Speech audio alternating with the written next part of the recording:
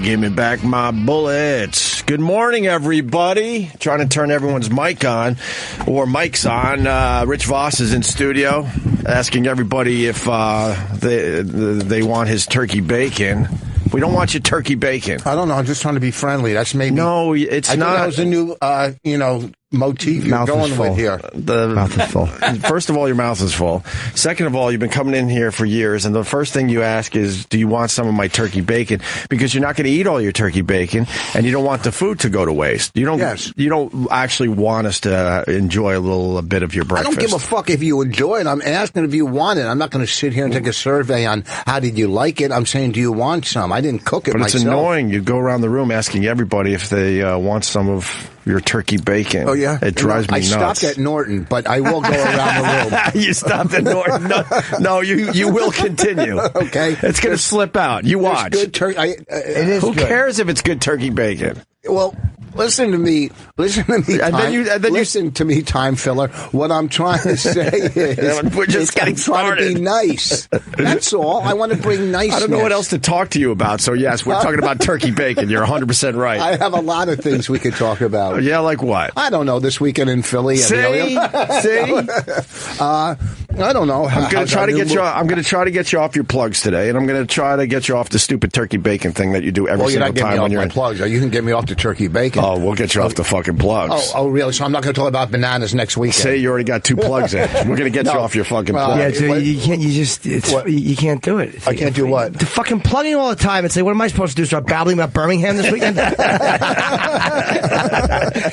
Turkey bacon is good, man. It's just a little too much sugar, but it's lovely. But at that point, you might as well eat the bacon. I prefer turkey bacon. It doesn't taste as bacon. Really? Yeah, I feel, even though it's probably an illusion, I feel like I'm eating a little healthier when I eat turkey bacon, even though I'm probably not. When you're in Birmingham, 3 of my friends are missing down there. See if you can find them. Jesus, Rich. Anyway, enjoy your turkey bacon. I like regular bacon. Nice and crispy, yes. Why don't you eat the regular bacon? Because I don't eat red meat or pork. Why does he confuse Birmingham with Mississippi? There's a lot of questions you can ask. I call Birmingham burning. Shut up. No, these were 3 other friends. Oh, okay. What happened to them? Huh? What happened to those 3 other friends? Just gone. Give me back my bullets. That's, I guess that one's for Obama shedding a tear yesterday. Nothing's going to change, though. Nothing will change with the gun thing in this country. Yeah. That's what you got on that, yeah. I liked it yesterday. I like that he showed some human emotion, but then you get all the people that hate Obama. Oh, what did he have? What did Fox say? Did he have an onion or something? Yeah, we got that clip. Yes, we did. I thought I was looking at a guy having a real moment. God forbid you say that about Obama. No president wants to drop a couple of tears. People are like, you looked at the teleprompter and started crying. Man! You dopes. Can't we all admit that he had a moment? Jesus. You can't even admit that? That's why I want Trump, by the way. That's what we deserve. Trump? Yes. Oh, God.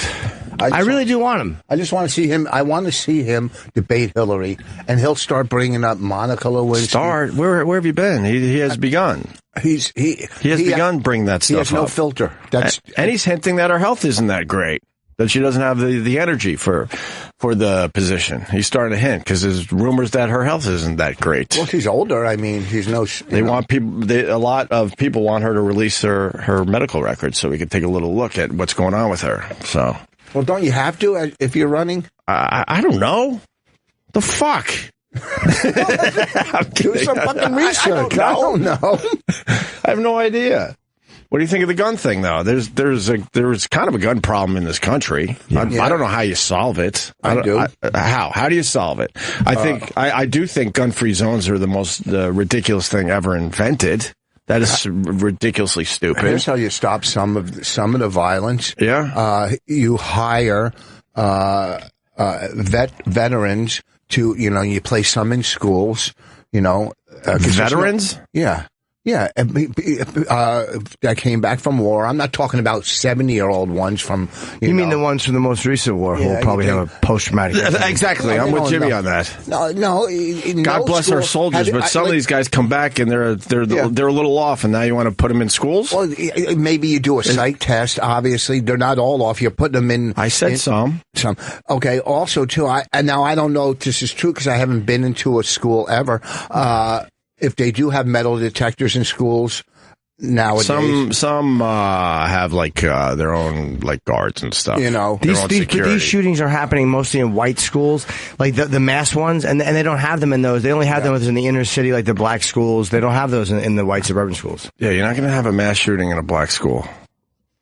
Well, you just don't. It doesn't happen as much for some reason. Because they collect the guns at the front door. They got like Jimmy said, they do have metal detectors in the urban schools.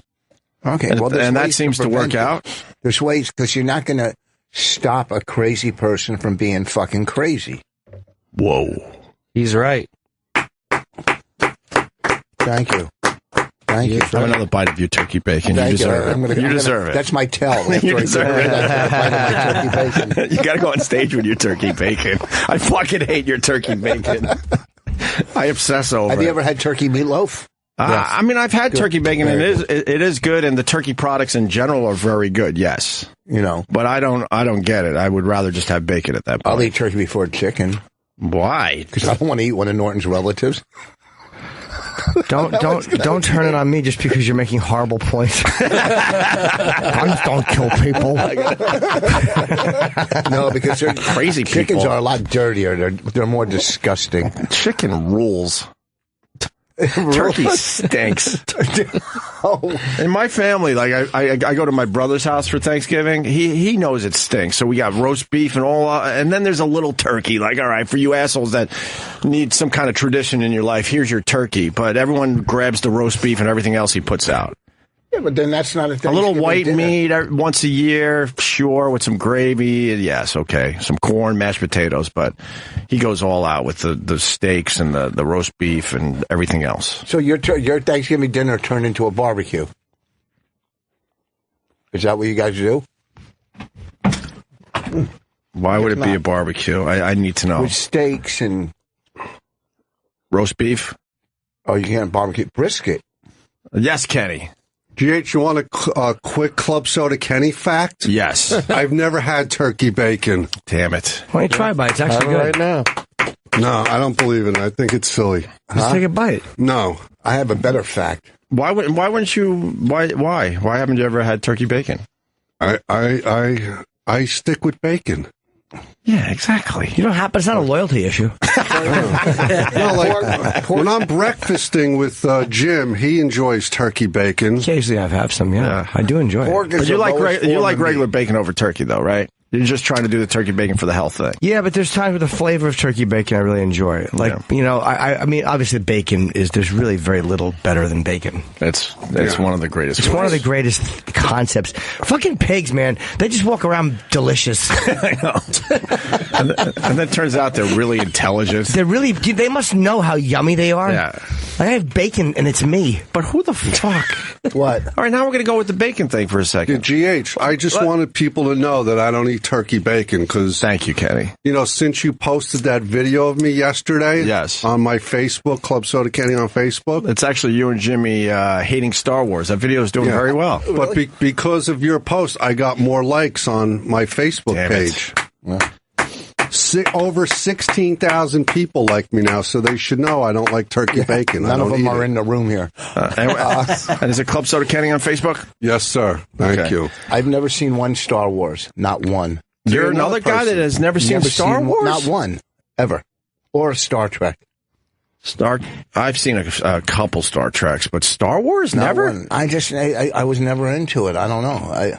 It just seems like it's something you just go and watch, though. Not where we grew up. We don't do that shit. You don't go to the movies? And see that kind of stuff. In Plainfield, of course they did see Star Wars. But black neighborhoods watch Star Wars. Yeah. Huh? There was no gamers when I was young. They didn't have gamers. But said black neighborhoods watch Star Wars. Yes. No, it wasn't. No, you're wrong. Nowadays, oh my God, I'm with Jimmy. You're talking about black neighborhoods love movies. You're saying not Star Wars. Maybe 40 years ago, not as much. But once it became the franchise. Why wouldn't they love Star Wars? Because they don't like fake bullshit. They don't. They like real. Like, Big Mama's House and the Nutty Professor and All right. But the last thing I want to say was, about bacon is who the fuck discovered that shit and that it's delicious. Because when you see it before it's cooked, who the hell would decide this is going to be the most amazing food ever? Probably invented? an accident. They were probably cooking some other part of the bacon, and someone's like, well, I'm not eating the back or wherever the bacon is. It's all fatty. All right. And they threw it somewhere and it landed on a fire. And someone's like, that fucking smells great. What is that? That's the fucking blubber. Get rid of it. Well, hold on a second. You know what? It's probably close to true what you just said. Yeah, probably because when I lived in Buffalo, everywhere you go they explain how buffalo wings were invented, and it was just this family that had a restaurant, and they would cut off all the parts of the chicken that no one ate, and it was just in a pile. And I think it was her drunken son came by the restaurant late at night looking for some food, and they were out of everything, so she took the chicken wings and mixed up a sauce and said, I don't know, try this, and that's how fucking wings were invented. Just some drunk fucking kids needed something to eat late at night. What year? Like the 50s? Probably the 50s or, early 60s. I'm trying to remember, but that's exactly how it was invented. Have you ever had, nothing's better than pork, you ever had pork roll? Oh, Jesus. Huh? Son, you can only get it in Philly and New Jersey. I didn't even know this thing existed until I started hanging in Philly. How good is fucking pork roll? Every Sunday when I'm down there, we go to, what is it called? Brick House, Red Brick, something like that. I forgot the name of it, and get pork roll. Holy pork roll crap. and cheese sandwiches. Oh, my God, it's so Jimmy. fucking Have you had good. pork roll? I believe I've had it. You would know. I might have. Pork roll, I don't know why they don't have it in New York. They don't have. Yeah, they got to have probably it at some somewhere. restaurant. But I mean, down in Philly, it's everywhere. Jersey and Philly. And I mean, I never had scrapple, but pork roll and scrapple are pretty much the lowest form of pork that you could sell. That's probably what they scrape off the ground. Probably. Okay, but it's so fucking good. You know, when I go back to meat, I'm going to have a fucking pork roll sandwich at Red Tower. Why don't you do meat?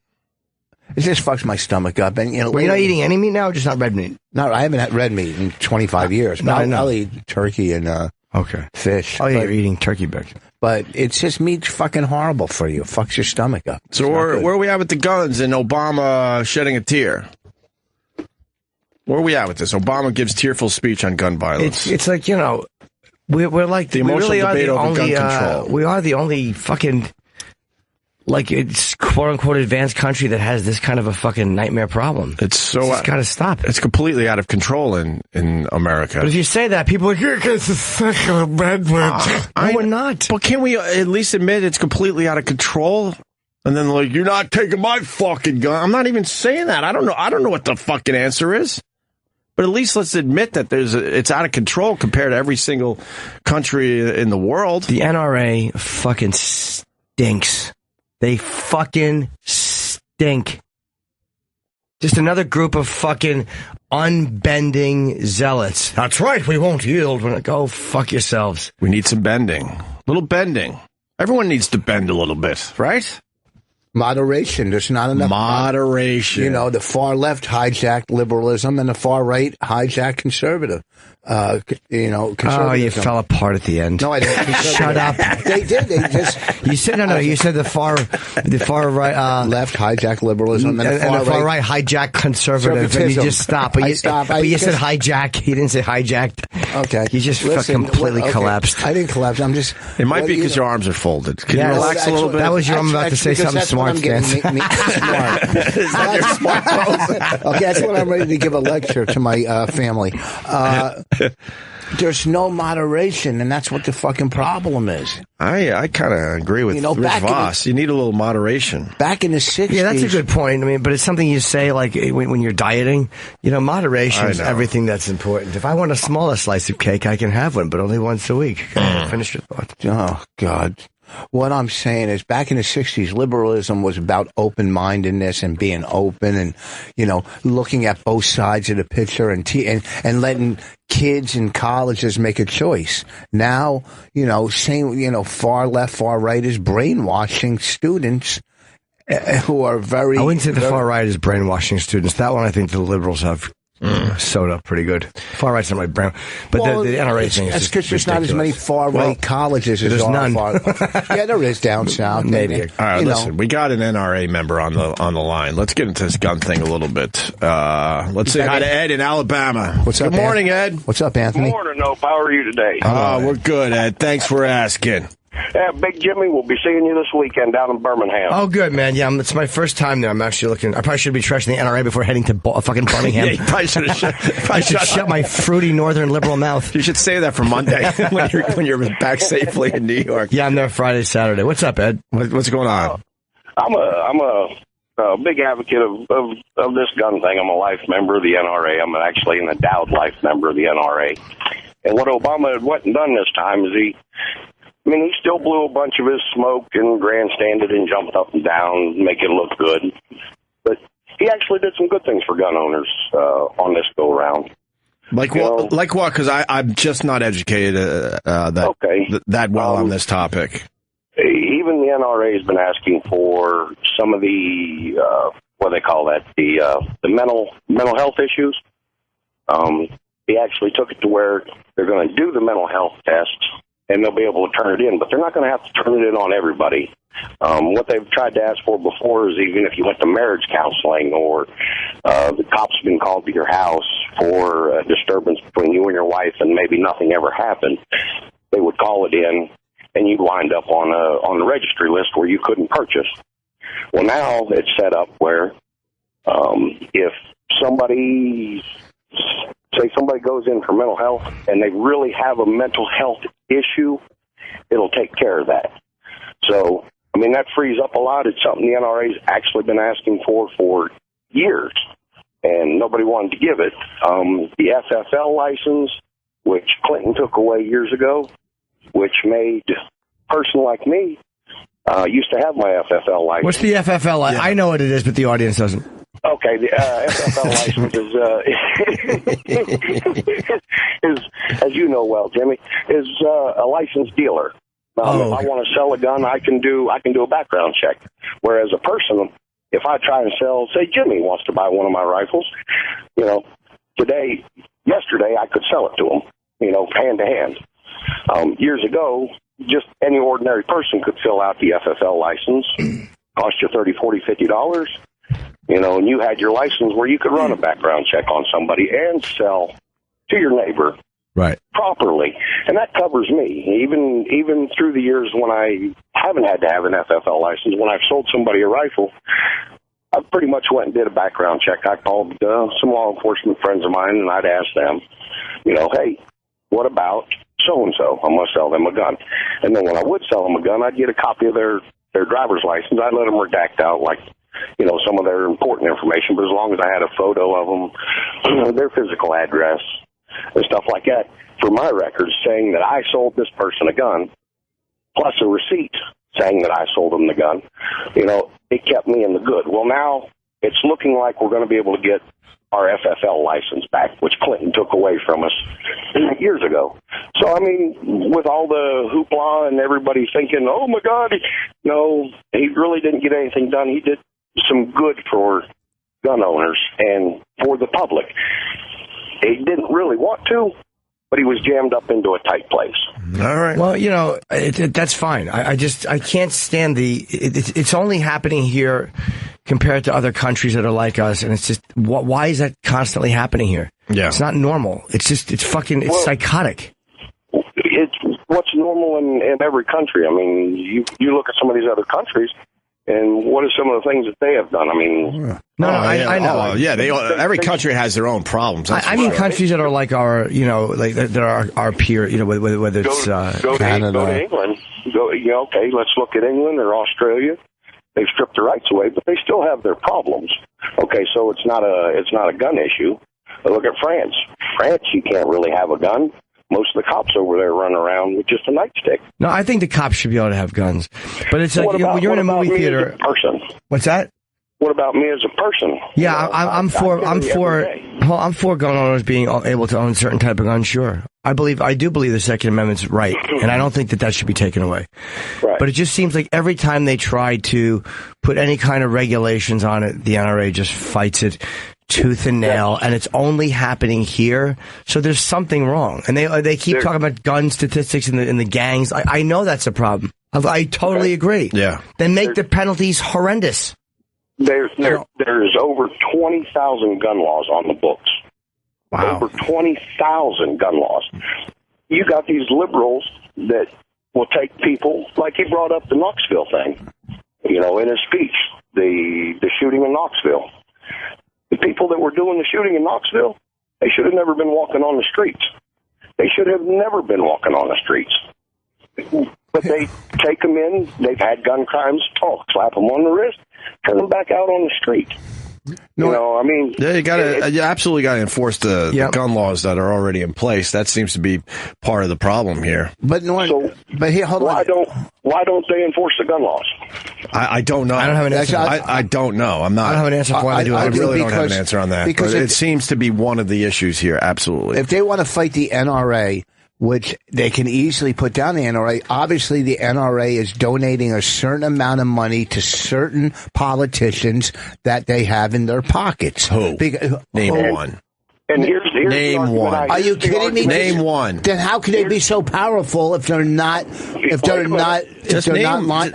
I don't know. But if they're not lining pockets, how could they have the power they have? Just name one. It's like any other. It's like any other group. I am an NRA member. I am the NRA. Damn. Okay. I am a voting member of the NRA. I vote in all the people that run the NRA. It's just like anything else. I vote them in. If they're not doing what I want them to do, then they get voted out. Just guys like Ted Cruz saying that Obama wants your guns. It's like, just shut up, Ted, you fucking cunt. Shut up. I don't like Ted Cruz. He creeps me out. For Ted Cruz either. I'm not a big. He creeps me the fuck out. Hold on, I want to get you on with Ian. He's an NR. Go ahead, Ian. You're on with Ed from Alabama. Oh, yeah, go ahead, Ian. I think I got you now. Go ahead. One of the reasons why the NRA fights so hard is because as soon as you start losing some of your freedoms or they start taking it away, they're going to have no problem just trying to do it to everything. So they're trying to stand up for it to slow it down. I understand that some of it is good for the community as a whole, but if they just let the government do what they wanted to do, everything would be gone. There would be no free speech. There would be no Second Amendment. Right. That's what I'm saying. I'm a voting member. I am the NRA. I agree with you. I am also. All right. Yeah. And, of course, the criminals don't follow the laws. We all know that. So that's, like I said, I started this by saying I don't know what the answer is. I really don't. But we could all agree that there's some kind of fucking problem with guns in this country. How many people are dying because drug companies are putting out drugs that have not been approved by the FDA, and people are dying. Right, I guarantee more people are dying from drug companies from the NRA. Look at the people that are dying because the FDA won't put out drugs that are saving people. There's a million inconsistencies. Absolutely, because this is one thing that needs to be fixed. It doesn't mean the rest of the government is good. Yeah, the drug companies are despicable. We all know that. I think the gun company should also start looking into investing in smart gun technology. I think that's probably a happy medium for everybody to where it'll only fire in your hands. There's traceable bullets. Now here's the problem I have with that smart gun technology. I mean, if it works, it would be great. Sure. A smart gun is, how many times do you grab your telephone and supposedly are supposed to put your thumb on the screen and it works? Now, guns do jam, though, dude, so any technology can have a problem. Jam, but you know what, Jimmy? I train hard. I can clear a jam faster than you can blink an eye. You can. No, you'd be surprised. My blinking is legendary. Not on an audition. Jimmy's already blinked 1 million times. We've only been on the radio 22 minutes. True. Yes, I have. My right eye 40, my left eye about 300,000. I have a gun question. Is there? Wish you had a gun breath cleaner.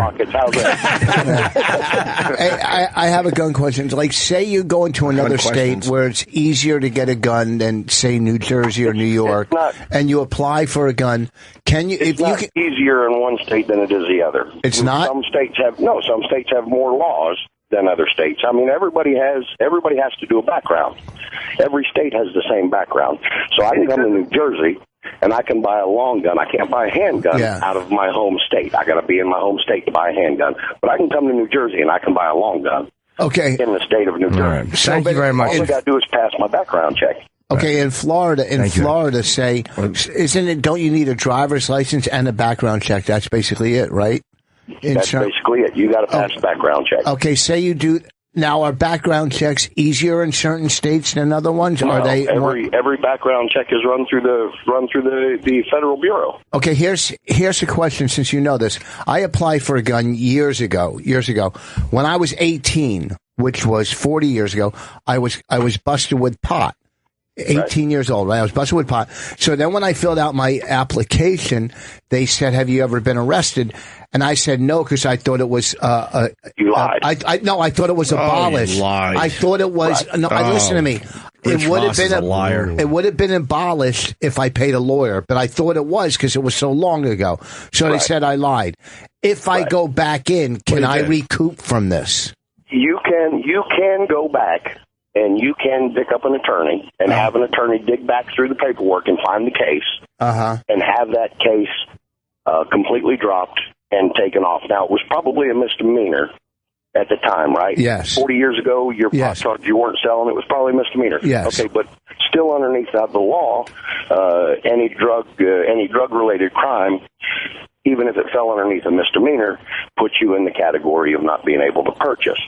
Even though it was so long ago, really, you can still go back. You can still go back, get yourself an attorney, have the attorney dig up the old case, bring the old case to court. Yeah, and it'll cost you a little bit of money. All right, Ed. You can get your rights back. Thank you, buddy. Really fast, Yellowstone 1492 on the old Twitter at Opie and Jimmy. If this asshole is a real NRA member, I have wings. He's a plant. No, I'm not a plant. I don't think he's a plant. I don't think so either. I just wanted to... Thank you, sir. He's probably just not as radical as the guy wants him to be. That's all. Yeah, I'm not. A lot of real gun owners, we're not left-wingy, right-wing, fruitcake, wing nuts. We're just people. I know people that are Republicans, Democrats, whatever, and they just believe in their rights. Okay, then. All right, thank you, Ed. I appreciate it. All right. I'll see you this weekend, buddy. Study the laws. Make sure you find Jimmy and discuss this topic a little further. Yes, please do. Preferably right after the show. As I'm prostituting T-shirts. He won't be busy after the show, so please find Jimmy. Right before I go on. I will prostitute one of your T-shirts from you, Jimmy. All right. Thank you, man. I think Jimmy wants you to open up for him down here in Birmingham. Feel free. Go up and give a good talk. I would take you to the range and we would have a blast. I'm sure. Yeah, I'm sure I would enjoy it. You know? I don't hate guns. It's just a problem. There's something wrong. And what happens is everybody just lines up on their side, and it's fucking annoying. It's just an embarrassing trait that we have. We tell every other country how to behave. This is how your human rights should be. This is how you should treat your citizens. And we can't stop this from happening. We should just shut the fuck up about how everyone else is behaving and realize that we have no idea what we're talking about. Both sides just dig in. Dig in with a lot of important topics in this country. They just dig in, don't want to listen to the other side whatsoever, and then basically nothing gets done in Washington either way. Huh? Right. How about we take care of God, Ed's still on the line. Jesus, I'm sorry, Opie. I'll go ahead and I'm kidding. I'm kidding. I don't want Ed pissed at me. Ed, thank you for your phone call. I appreciate it. Hey, Yep.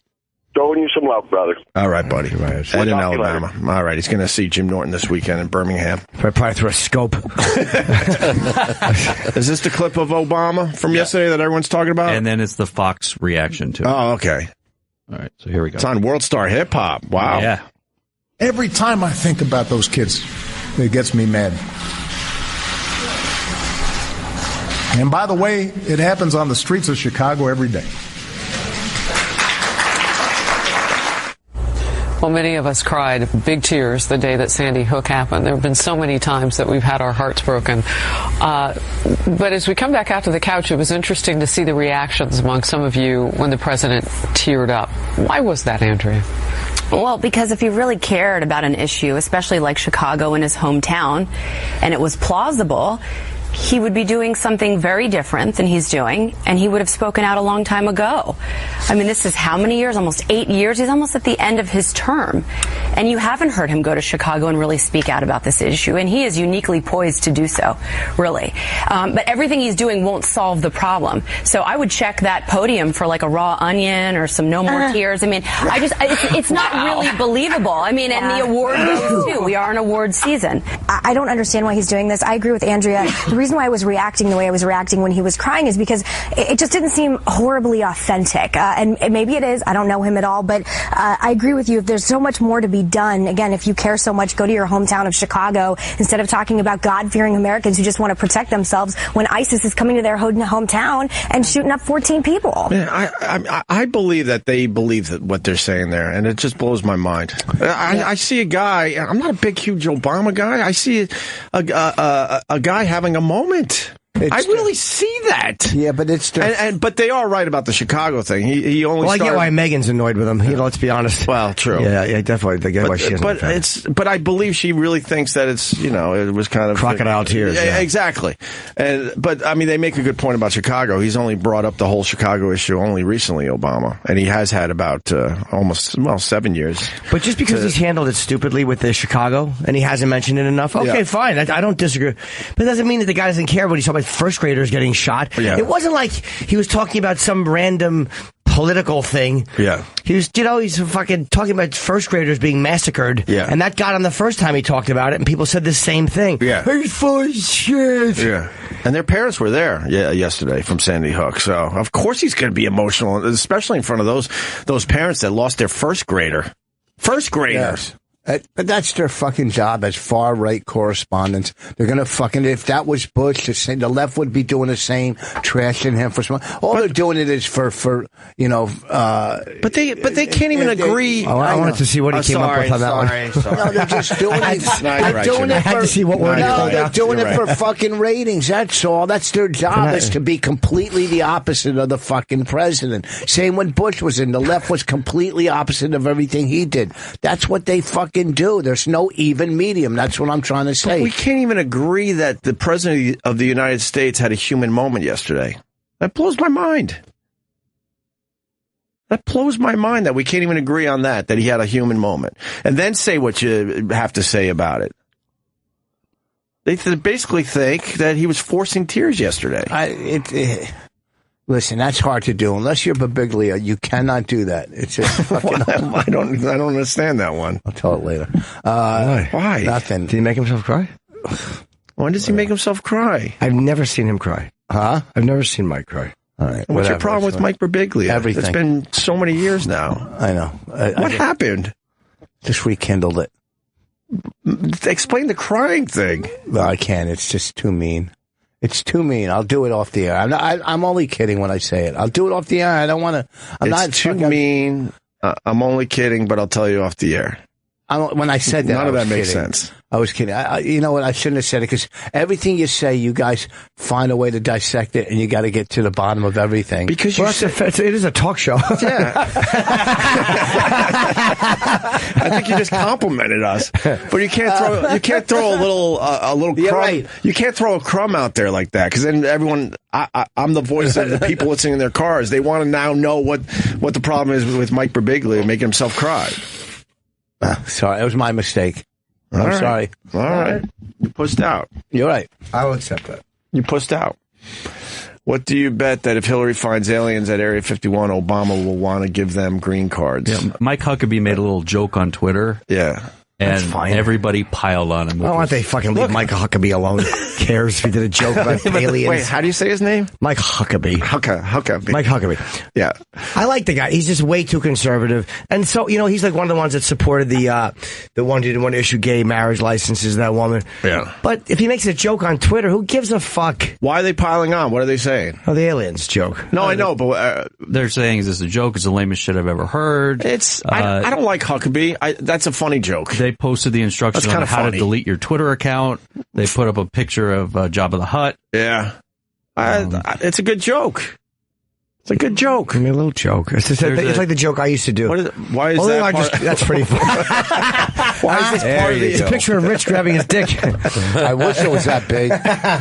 Why is that part of the discussion? I don't know. It's a guy in a horse. It's look like hoodie footy pajamas. What are they called? Furbies? A Furby or whatever. Yeah, I think it's Furbies. He's got his dick out. Is that a real dick? Yes. What is it, Travis? I forgot. It's a furry. Furbies are toys. Oh, yeah, furries. Thank you. Sorry. I'm going to retweet this so other people can enjoy it. Is that your A material? That's pretty funny. Furries are, they go as basically mascots, but they have like their crotches and their assholes cut. There's easy access, and supposedly they have sex with each other. And you don't know who's in the mascot suit. Yeah, you don't know whose ass you're sticking in. So you hear the tone of the ow. Yeah, whether it's a guy or a girl. I probably just pissed off the furry community because they would probably suggest it's more than that. If you want to call in today, you're more than welcome. But they go to some shitty hotel and have like these big huge parties, and everyone walks around like a mascot, and they hook up with each other. Don't they get fucking? Aren't they sweaty when they're doing that? Yeah, they're probably probably it's disgusting. Yeah, that pussy's got to stink. I don't mind that. Huh? I don't mind a pussy that smells a little strong. Oof. But I don't mind that, but it's just the idea. It's rough. Yeah. I mean, natural smell is one thing, but if they've been on a bike or something for a while. Oof. I like that. Oh, God, no. I do. Oh, my God. Love that. Now you're calling them Blackhawks bikes? That was good. That was good. You didn't get it. I got it. We got it. Exactly. It wasn't a hard to figure out one. It wasn't some obscure obscure political reference. When did you go from completely right to completely left? Politically? Yeah. I'm not completely left at all. I can't stand the fucking... I think you moved to the left. I've always been liberal with social stuff. Yes. And with the language policing, I still fucking despise the left. I think they're the worst. But with gay marriage and like all that stuff and other stuff, I've always been pretty liberal. Well, most people are, because that's a moderate way to look at things. Yeah, but I don't think most people are like Jimmy. I think more people should be like Jimmy. Pick and choose. Do a little picking and choosing from each side. Yeah, I'm not that liberal. I mean, when it comes to, maybe I am compared to certain guys. I mean, I am, but I like Obama. I don't like his tax shit. I don't want my fucking money being taken by the government wanting half the money. It's sickening. However, as a guy, I like him. Yeah. How do you like his policies on Israel? How do you like how he handles the Middle East? I don't think he's done a great job with that. But however, Israel's a great ally of ours, but they're not. I'm not 100% just because Israel says it. I agree with it either. I fucking had enough of that entire shitty region. They're fucking holding the whole world hostage because they can't get along. I'm sick of it. But if there's all of them, I'm fucking tired of it. If there's 15 countries that aren't getting along with each other and they all don't get along with one country, do you think that one country is to blame? I mean, well, in a way, if you're saying it's the one guy at the office that no one likes, it's kind of. I think they're all to blame, Rich. I really do. Israel's got a lot more aggression against it. I'm fine with supporting Israel. Yes. Again, they're great allies. However, I'm sick and tired of every time they do something. People go, oh, they're right. There's times where I'm sure they're wrong too. Yes, of course, because they're at war. But where does most technology come out of? Israel or fucking Jordan or Saudi Arabia? Yeah, or the space program. I'm not saying that they're not. Again, they're not bright people. I'm not saying they're not. Who's adding more to the world? I mean, you know what I mean? That phone you're using, the technology came out of Israel. That's true, but the little things for it probably came out of Africa from a fucking from a mine, from mining. Yeah, who doesn't have a hand? But you know what I mean? If you're surrounded by 20 fucking enemies, what can they do? But whatever they can to survive. I mean, it's just the same here. If every country around us wanted to fucking kill us. But I'm just saying I like Obama as a person. I'm not saying I agree with every policy. Yeah, so do I. There's something about the guy that maybe because he seems more accessible than other guys do, or the fact that he talks to comedians, or does all these pop. I don't know what it is, but I like him. He's more in touch with. I like him. He's more personal. When he did Between Two Ferns and Marin, I forgot. I said, now is done. Comedians in cars getting coffee. Yeah. I'm saying this guy is all right. So thank you. That's wonderful. So Israel, we'll take care of Israel. We don't have to let them take care of themselves, but we're holding them back from taking care of themselves. They're just their geography is, it makes it tough. We don't have half the problems the rest of the world has because of our geography. Yeah, we're only surrounded by 2 countries. Right. And we're not worried about those 2 countries are a bunch of pussies. Well, yeah, one is fucking just horrendous. They're killing each other. It's just mass murder throughout the country. Sure, and the other ones are Mexico and Canada. Yes. Come on. All right, have you seen Making a Murderer? No, I know everything about it because Bonnie saw it. Bonnie, I seen some of her tweets. She was pretty freaked out by this doc. She was crying after 2 episodes. Why was she crying? Probably because she was hoping that would happen to you. She's just hoping they find one Rich Voss pubic hair. Yeah, just one fucking pubic hair, and she'll be free. What? That was pretty good. I didn't say it was. Fuck. I know that look. I know. I see that you threw out your turkey bacon. The last piece and a half. You gonna be all right with that? I'll get it out later. So what do you think? Now Fox yesterday talking about that people are trying to get a pardon from Obama, but now they're talking about Ken Krantz is speaking. I like the fact that prosecutors coming out and going, no, 80% of the physical evidence they left out of the documentary. Can I tell you about the pardon thing? I learned about that. Obama cannot pardon Steve Avery or Brendan Dassey. Why is that? Because it's not a federal state crime. It's a state crime, not a federal crime. That's a governor, right? Governor Walker, and that's the other part of the puzzle here. He never pardons anyone. He traditionally has never done it. And he ain't going to do it for these guys. And he's not going to do it for these guys. So if you're all those people signing those pardon lists, you got to wait for another guy to be the governor of Wisconsin. Well, if they pardon him, then they owe him, what, $30 million? Or what was the settlement from the last I think case? he settled that.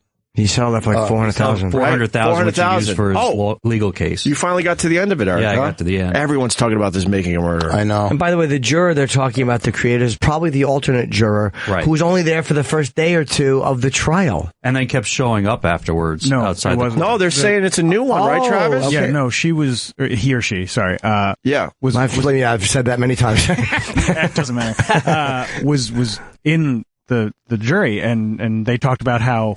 I think that person was one of the only holdouts. Oh, okay. And what they're alleging is that the jury kind of traded votes. Right. I'll vote guilty on this if you vote not guilty on this.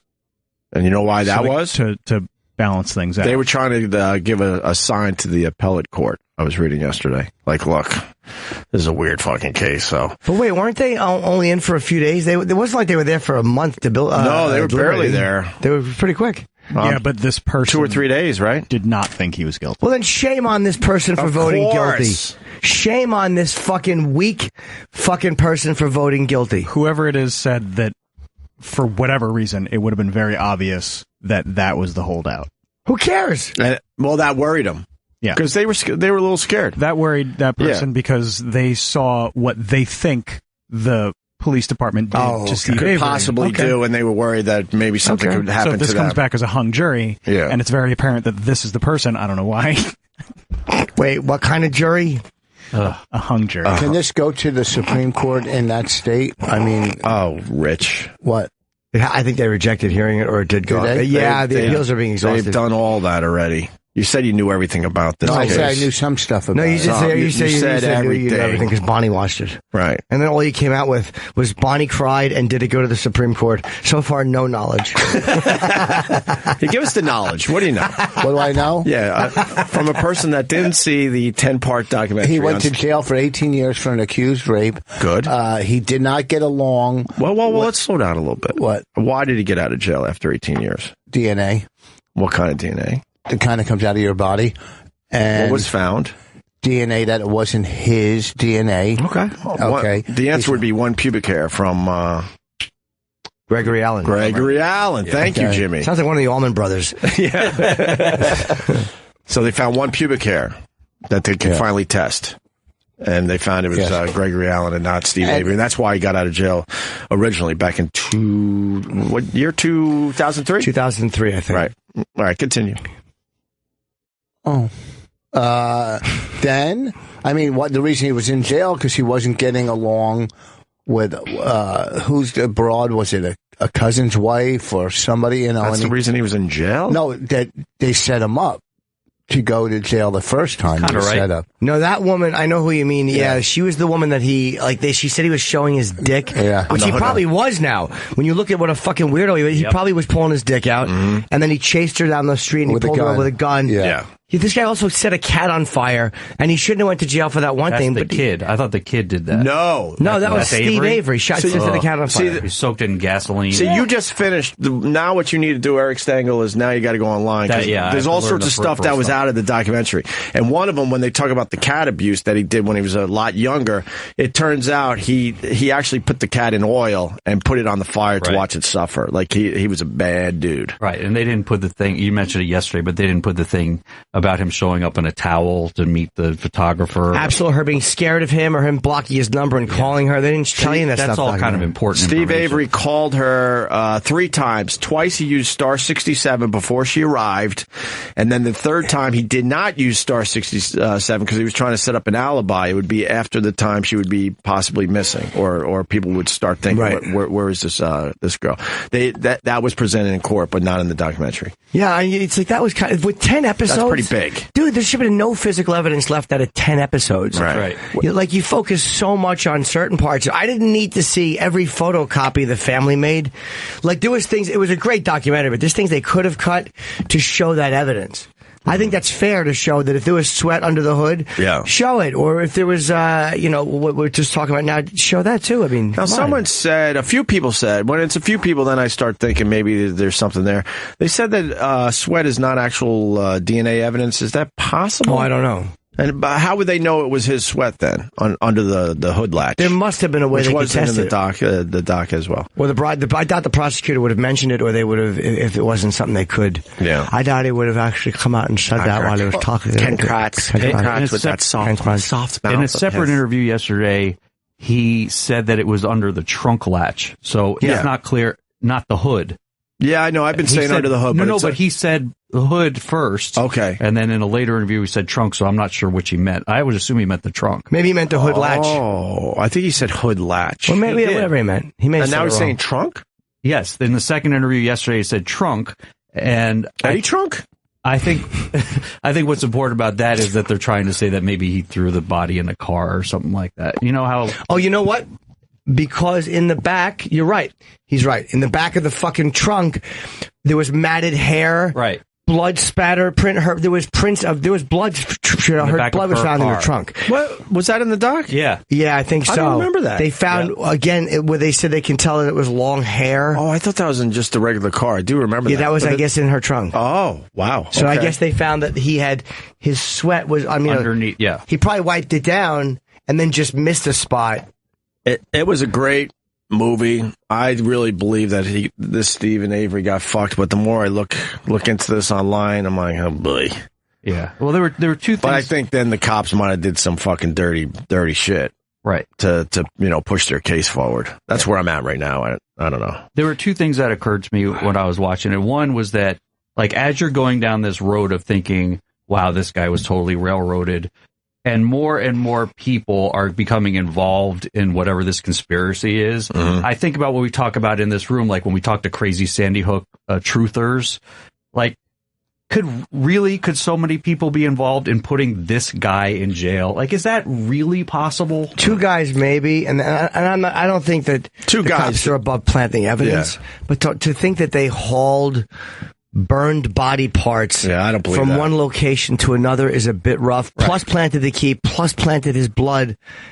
It's a lot to ask them to do to get out of a civil lawsuit. Yes. You're asking a lot of people. Yes. And the other thing that occurred to me was that all of this is being put up, and everybody's digesting it and saying, wow, they have to reopen the case. They have to pardon this guy based on the story that's told in the movie because he's innocent until proven guilty. Mm-hmm. And at the same time, you have Bill Cosby, who everyone is saying is guilty without hearing the actual evidence. I hear that a lot. Guilty as fuck. Right. Yeah. But we all do that. I know.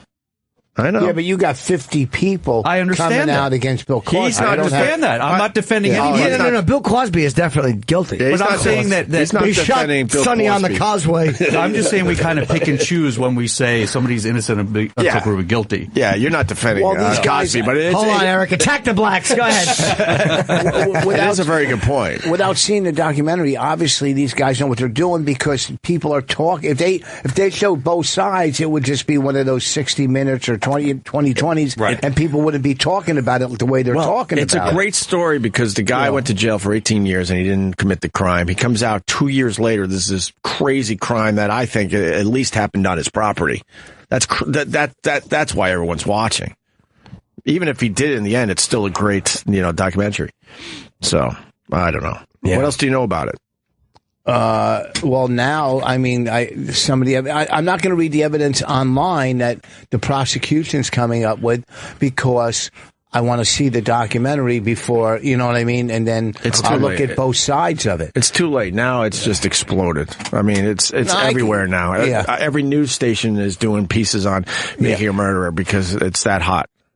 Do we have the clip from the directors? Yep. All right. This was on the Today Show yesterday, right? About the juror? They were everywhere. I think this one, hold on. And they're lesbians, right? Well, they're lesbians. They're lovers. I think they're lesbian lovers, the two that made this film. Oh, great. That just adds to my intrigue and love. Are we getting them on or no? Are we trying to? We are definitely They're trying. probably very booked. They're really hot. They are busy. And then Ken Kratz was on Megyn Kelly last night. Oh, okay. There you go. Yep. God, is that guy hateable, but I love that he's out he says fighting. some good things. He was hateable in the doc, but Yeah. he basically said, look, they made me look like an asshole. I love that he is out fucking giving his point of view and not just hiding away because he got caught jerking off texting. Yeah. I love that he's doing that. What are we going to do? Just play a little of this? Yeah, I'll play a little. Okay. Ken. So first of all, in this film, which they bill as a documentary, and I know you say it's nothing of the kind, but they definitely tell the defense's side full-throatedly.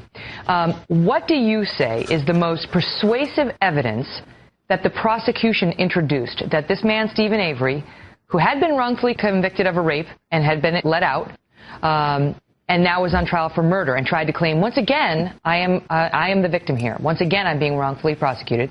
What do you think is the most persuasive evidence you had against him that the series makers left out? Well, in my opinion, the most persuasive was the DNA that was found on the hood latch of the victim's car.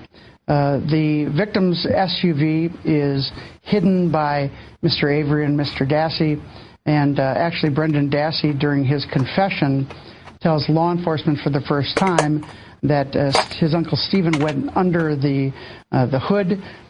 We know that he did that because he unhooked the car battery, but the fact that he went under the hood caused, in March, the crime lab to swab the hood latch. What you got to stick your hand underneath the hood and actually release a mechanism. That hood latch had DNA on it. It came out to be Stephen Avery's DNA, but importantly, it was non-blood DNA. Remember, the defense planting theory was that there's this vial of blood that apparently the officers are. That they took it from the first case that Stephen Avery was involved in, and that they spilled it inside the victim's car to make it look like Avery was in there. Your point is, how do you steal perspiration We evidence? refuted that. I get it. But one of the things that people point to is they say, okay, your theory was that they raped her, they tied her up, they raped her, and they stabbed her, either in the bedroom or in the garage, but somewhere on the property, and there was no trace blood evidence. These two guys were such brilliant criminals that they managed to clean up all the blood evidence from shooting her and stabbing her, and people don't find that plausible. Strong, man. The theory of both prosecutions was exactly the same. There wasn't anything that was inconsistent, although if you watched the documentary, you would think that. She was raped. And she was beaten in Stephen Avery's trailer, but she was killed in the garage. That's where the shooting happened. That's what Brendan Dassey indicated. After she was killed in the garage, she was taken and thrown into her own SUV. That's why her own blood gets in the cargo area of the SUV, and they find some pattern evidence and the like. But again, the documentary suggests that this is all a mystery. How did any of this happen? It wasn't a mystery at all. It was why all wouldn't her blood evidence? Why wouldn't there be evidence of her blood in the garage if they killed her there, if they shot her, if they stabbed her there? Brendan Dassey, in part of his 3.5-hour confession that the documentary didn't allow the viewers to see, talks about taking bleach, a good bit of bleach, and cleaning up the area where the shooting occurred. Bleach is one of the only things that destroys or kills DNA. He and Uncle Stephen were cleaning that up. Thank you, Ken, for that information. I never would have known how to get rid of DNA. You may play again. You just saved me about 40 years. In fact, Brendan turned over to the police, and we presented it as evidence, his bleach-stained jeans that he was wearing that day. So you can That's kind of important to leave out. Wow, why would they leave that? That's a new one I haven't heard yet. They had his bleach-stained jeans. I don't know if that's real evidence, though. You could have got bleach stains anywhere. Yeah, that's circumstantial. That's true. But it was definitely left out. That would make people go, oh, well, what do we got here? I don't know. Go back. See the splashes up of the bleach, which was absolutely consistent, not only with the blood evidence being cleaned up, being removed because of the bleach, but also the statement by 16-year-old Brendan. Finally, Ken, I have to ask you, you were suspended and ran into some legal trouble of your own for unethical behavior with female jurors. Some have said that's a good reason for us not to listen to anything you have to say. Oh, God. Those critics who say that, you say what? Well, I really appreciate the opportunity to talk about that because all of this a problem which occurred because of, or at least partly because of, a prescription drug dependence happened in 2010. That's 3 years after the making of the documentary. Nothing about that really deplorable behavior occurred during the Stephen Avery case, before the Stephen Avery case. Nothing at all is at least truthfully or honestly attached to that. I understand that the filmmakers have said, well, we'll leave it up to the viewers as to what they're going to make out of that. And of course, I had all the consequences and things that went along with that. But I'll tell you what, Megan, if you're going to try to define the prosecutor for something that he did 3 years later, then you better be willing to apply that same standard to the defense team, which I understand you're going to have them on tonight as well. Well, and I know the judge said you acknowledged all of your behavior in the case and found that persuasive in giving you a shorter reprimand. Ken, thank you for being here tonight. Wow. Interesting. God, she's Great job by her. Yeah. hot. Yeah. Really good questions. I mean, did they find any traces of bleach in the garage? That I don't know. I know they jackhammered up part of the floor, and they didn't find any blood that they thought would seep in to some of those cracks that they found in the garage. Oh, right. And they weren't able to find any DNA evidence when they did that. I probably would have said, Ken, with the whole hoopla that's happening, and all that's been going on, would you say that the evidence is pertinent? Did she talk to the defense attorneys? I think the clip continues. I think that might be worth playing. I would like to hear their response to that stuff. Yeah, absolutely. I believe they go right to the defense after that clip there. We'll wait for a second. Jimmy's going to be in Alabama this weekend. Birmingham. Kenny and I are flying tomorrow as a couple. Ooh. Sometimes we travel as a couple. Nice. I'll be in Philly. Helium, Wednesday through Saturday. That's a great club. Next weekend, Bananas. Yeah, Helium. They do a good job down there. They really do. I did my second CD down there. Right on. Rich. All right, here. I'm just saying, it's a good club. For Stephen Avery. Dean is with me down now. Dean, thank you for being here. I must say, having watched you in this series, you seem like a very, very good lawyer to me, and did as much for this client as Stephen a lawyer Avery's lawyer. So let me ask you about what your theory is that these cops who screwed this guy over first time around, and then were getting sued, wanted to get rid of him again. And there's a lot of evidence that the cops misbehaved in this case. Part of what the prosecution argued in the closing was maybe the cops did plan a couple things. Well, maybe they did. But there's a ton of evidence showing these guys did it, including Teresa's bones in the fire pit outside of Stephen's trailer. How do you explain the bones being there? They were moved there. The body was not burned there. That was the stronger part of the evidence. And indeed, the jury acquitted him of mutilating her corpse, or in other words, acquitted him of burning the body. I think it was clear, and I don't fault the filmmakers for this, but the documentary necessarily omits much of this. The better evidence here from a forensic anthropologist was that an open fire would not have generated enough heat to destroy a human body in the way that those bones were destroyed, and that the bones found in a burn barrel next door, and indeed in a quarry a quarter mile away, also were female, also were burned. It's pretty clear the bones were moved to Stephen Avery's burn pit. What about the fact? Now we got that. Yeah, see, you hear him talk. That's why this thing is amazing. I want to hear how does he address the sweat? Yeah. We haven't heard him address the sweat or the bleach stuff. And the quarry thing, I have done some research on that online. They never proved that it was actually her bones stuff, in that quarry. Which would suggest what? Maybe a serial killer in the area. I don't know. Another bunch of bones. Mm-hmm. I don't know. I don't know.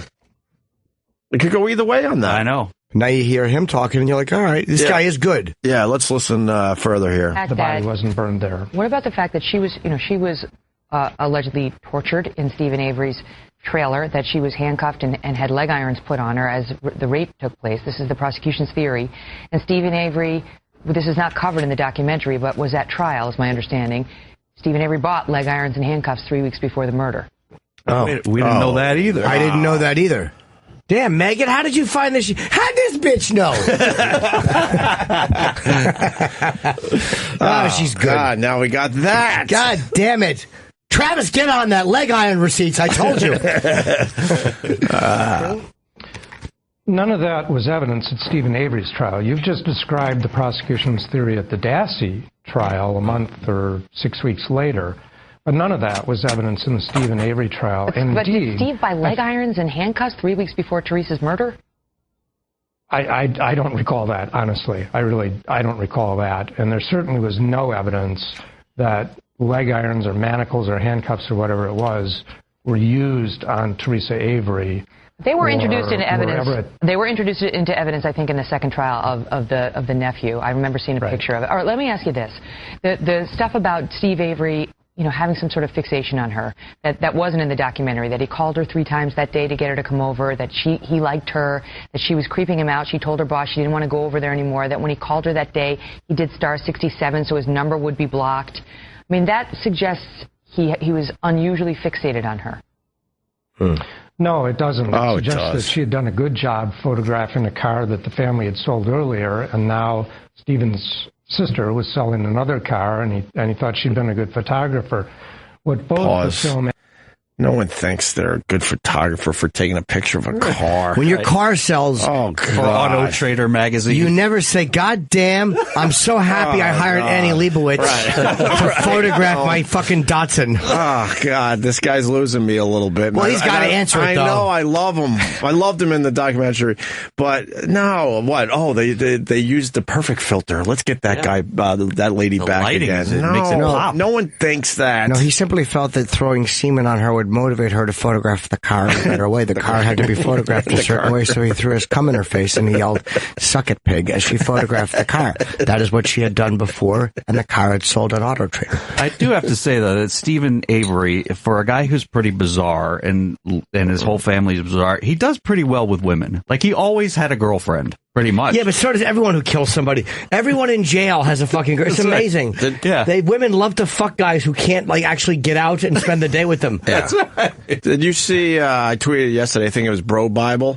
They had the top 10 hottest people from this documentary. That's pretty funny. Oh, it was really funny. And there were only 2 lookers. Only 2. That's fucking hilarious. Do you mean the like hottest people from the media people too, or well, those were the 2 lookers, and, right? And one was a male reporter. He was definitely a good-looking guy, and then I saw people calling him the Silver Fox. Yeah, They're that trying guy. to figure out who the Silver Fox was. He was either 1 or 2, and then the reporter with the glasses with the dark hair. Cute. She was a knockout. She had like a little scar, though, I thought, on her face. Yeah, it made it a little sexier. I didn't mind that. All right. I want to know what happened. What happened to you, lady? What happened to that week? Oh, yeah. Go back slightly, because I got to hear this guy say again that she did such a great job. She took good photographs of the car. That they wanted her back. They wanted her back to at least look at her because she was sexy. Yeah. I mean, at the very least. He was unusually fixated on her.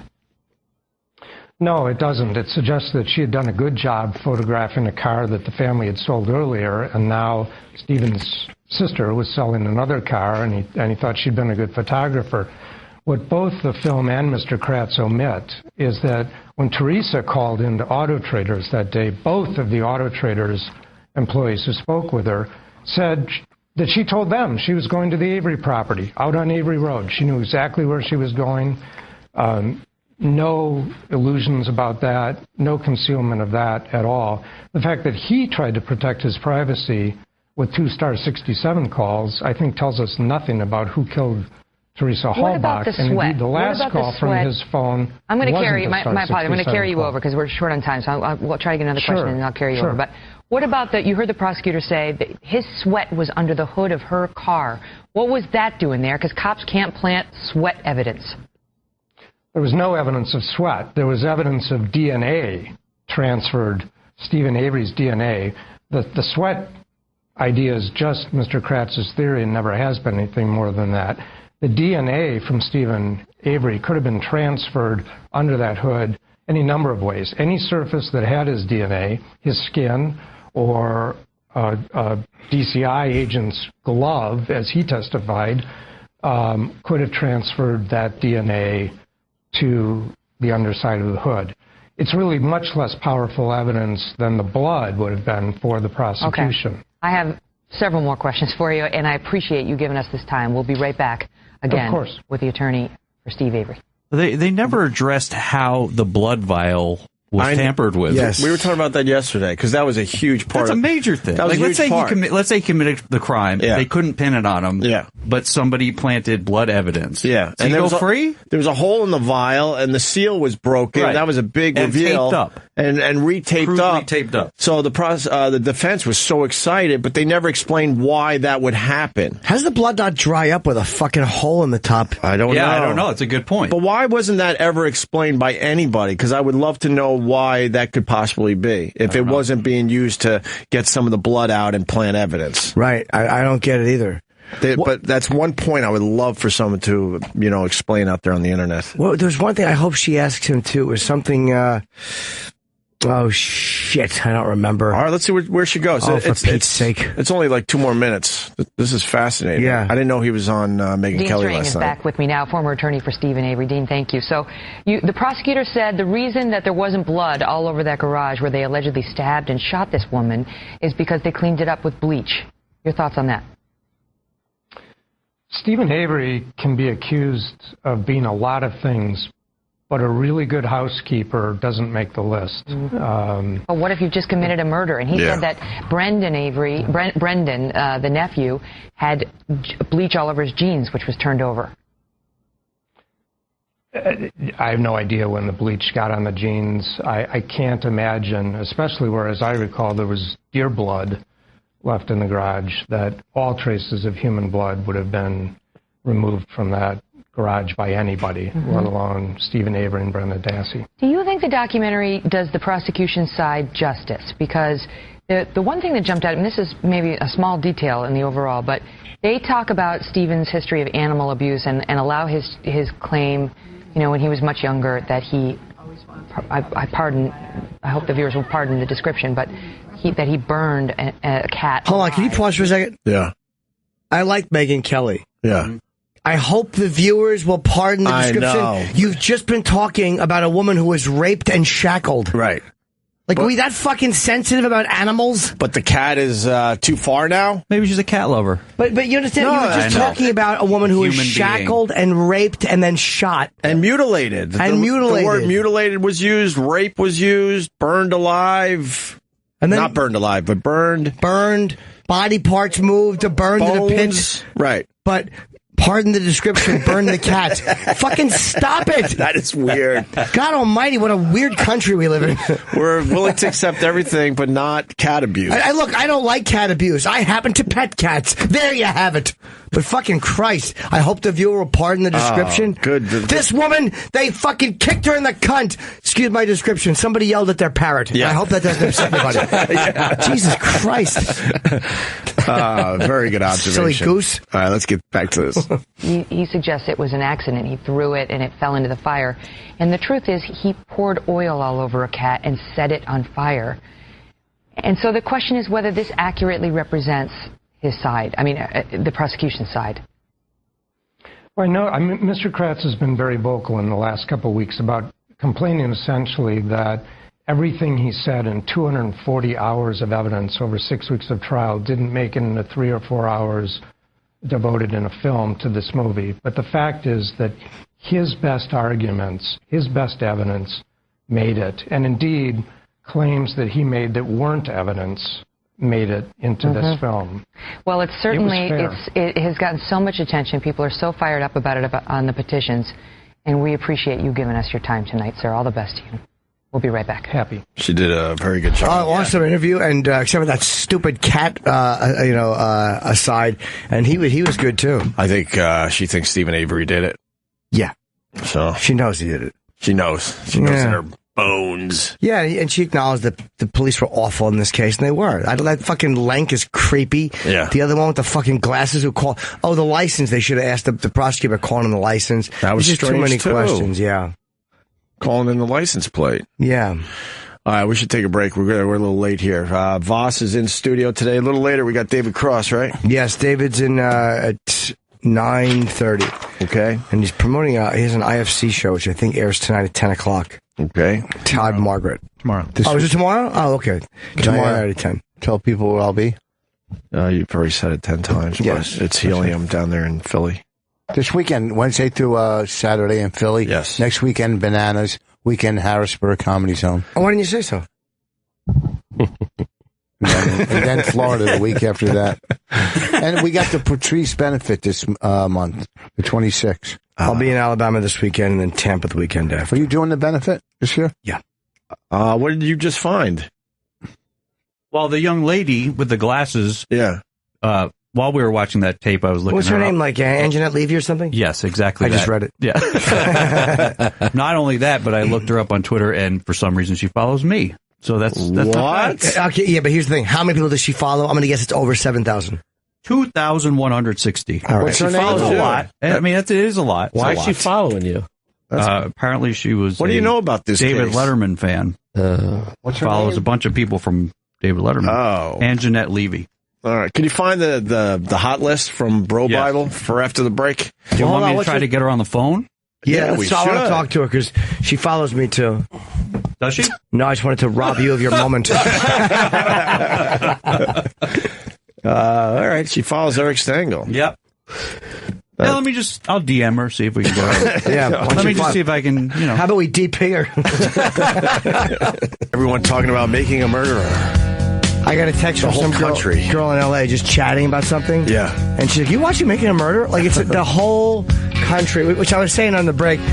You know, if you want to know what Jim Norton's career is, I'm so happy my specials are off Netflix now, because that would have been such a burden, all these people having access to it. Thank God. Oh, my God, what a horrible time not It's to be on Netflix. literally the fucking worst timing ever. Yeah. Ever. Yeah, people would have went from Making a Murderer, and they would have checked out some Jim Norton. Right? Yeah, it would have been under like you might also like. Right, it's very similar. But isn't it amazing? I just Viewers also watched. Yeah. If you like burned bodies. Yes. Yeah, which of these depresses you more? Yeah. Hi, Rich. What's up? Oh, I had to run and tinkle. Sorry.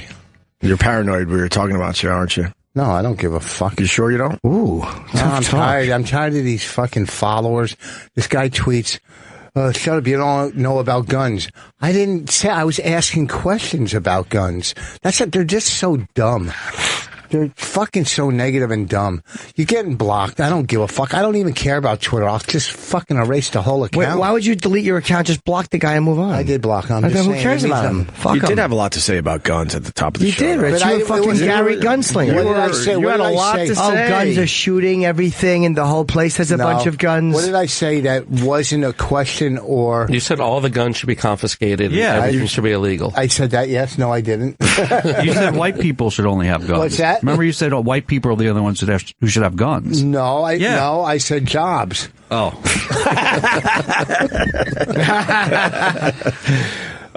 We have Ian Halpern on the line. He wants to say Happy New Year. Ian, one of my favorite people ever. What's going on, Ian? Hey, ditto, bro. Hey, Ian. Happy New Year. I hope that Opie has shaved the stubble. No, it's I'm going ugly. I like going ugly this time of year. Got to go ugly with the beard. What about the stubble where it counts? Man, I got 2 small kids, so it's a mess down there. Yeah, his asshole is not what I had hoped. What? Preferred smooth and boy-like, and it's fucking very hairy. I usually keep it all nice, but not lately. Not with the 2 small kids. I can't find a moment to myself to take a razor. You got to to mow that the shit. lawn, brother. I know you have to. Wait a second. I have the hair's growing up the shaft and everything right now. I need a good hour in the tub. Get the fuck out! I got 3 kids that never stop me from doing anything with my balls or. Oh, it's halfway up the trunk at this point. I really got to find some time. An inch and a half of hair. Oh, it's bad. It's bad, man. Avery shaving the stubble where he is right now. I don't think it all hang. I doubt he cares. Right now, he's probably just he's happy just to. I couldn't think of a funny response. I'll just bail out. All right. Are you watching Making a Murderer? Yeah, wasn't Steve Avery a pitcher for the Atlanta Braves? Yes, he was. Brought up yesterday. Yes, that's actually him and Greg Maddox were both accused. Good old Vic Henley brought it up. And John Smoltz. John Smoltz. Hall of Famers. We got some Hall of Famers going in, by the way. I don't know. Yeah. Inductee, Hall of Fame inductee announcement today. You got Ken Griffey Jr., who could possibly break Tom Seaver's record of highest voting percentage of 98.84. Yeah, because there's nobody left, Opie. Everybody's on drugs. They're all blacklisted. So Griffey gets in there. You know, Ken Griffey Jr. was a great player. How many rings does he have? I think 8. None. I know. From anybody with the answer obviously was none. That's why I went the other way. Jesus. In the Hall of Fame. Huh? Got to win the big one. Yeah. Well, Mike, my brother, it's not how you start. It's how you finish. I like that. And Ken Griffey Jr. And you're trying to tell me he was just never caught with steroids. I mean, his body changed drastically over the years, too, when he was playing. Yeah, he probably had a ton of stubble down there. I'm thinking he got popped in the ass a few times with some needles in his career. I don't know, though. You can't just say maybe that. him and A-Rod together. Who the hell knows? Or maybe he took it from Shaq. Then you got Mike Piazza, Jeff Bagwell, and Tim Raines. Also possibilities this year. This is not the elite class of Hall of Famers. Let's face it. Tim Raines, he once played in Montreal.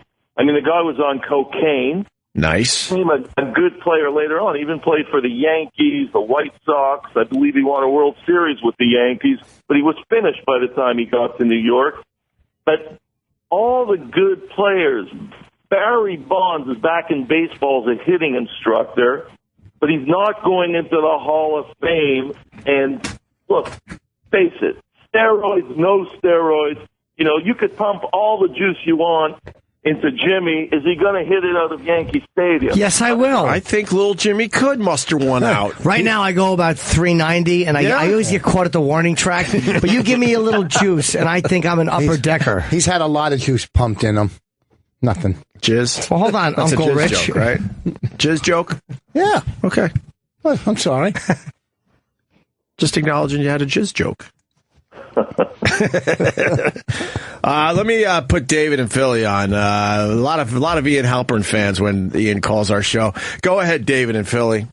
Ian, time for you to address the rumor, buddy. You know the rumor I'm talking about, the Burger King crying story in Philly International Airport. Don't run from it. Address it head on. Look, the day you catch me, brother, in a Burger King is the day you catch me at a gay African-American whorehouse. It's not going to happen. So, David in Philly swears, I think we've done this before, but David in Philly swears he saw you crying in an airport there, Ian Halpern. This is about 2 years ago, Ian. 2 years ago, you were crying in the Philadelphia International Airport, essentially eating Burger King. It was around 11 in the morning. You had like a chicken Sammy in front of you. It was legitimately you tearing up. Which I took a photo of it, but you have to address it head on. Dude, it's 2016, not 2015 or 14, where your lying ass was probably on fire. Let's start it. You've already broken your resolutions this year, brother. Not to lie.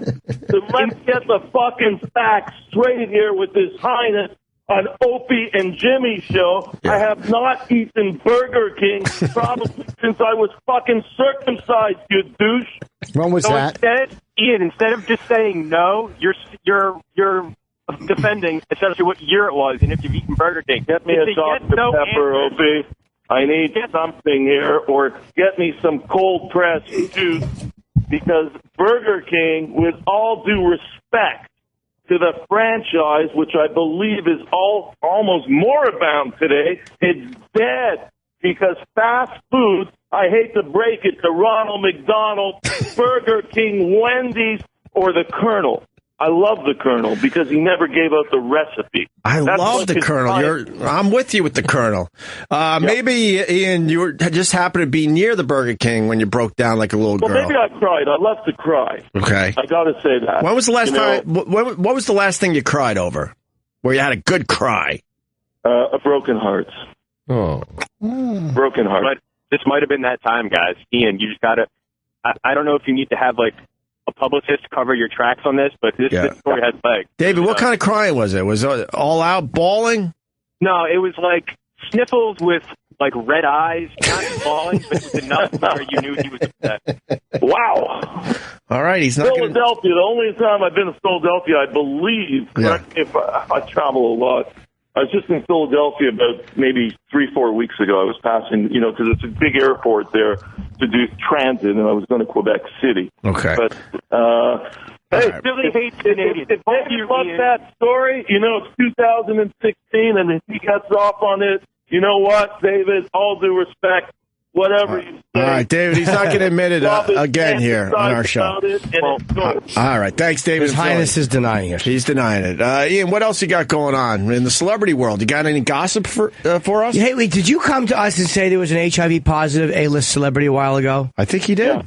Yes, and honestly, it was I directed the Charlie Sheen movie back in 2011. It was called Charlie Sheen Hollywood Black Book. And I heard the rumors then. And you know what? I'll still say to this day, everybody's asking me questions about Charlie Sheen. Everywhere I go, I'll say this. He's still the smartest motherfucker I ever met in Tinseltown. I love the guy. He's a genius.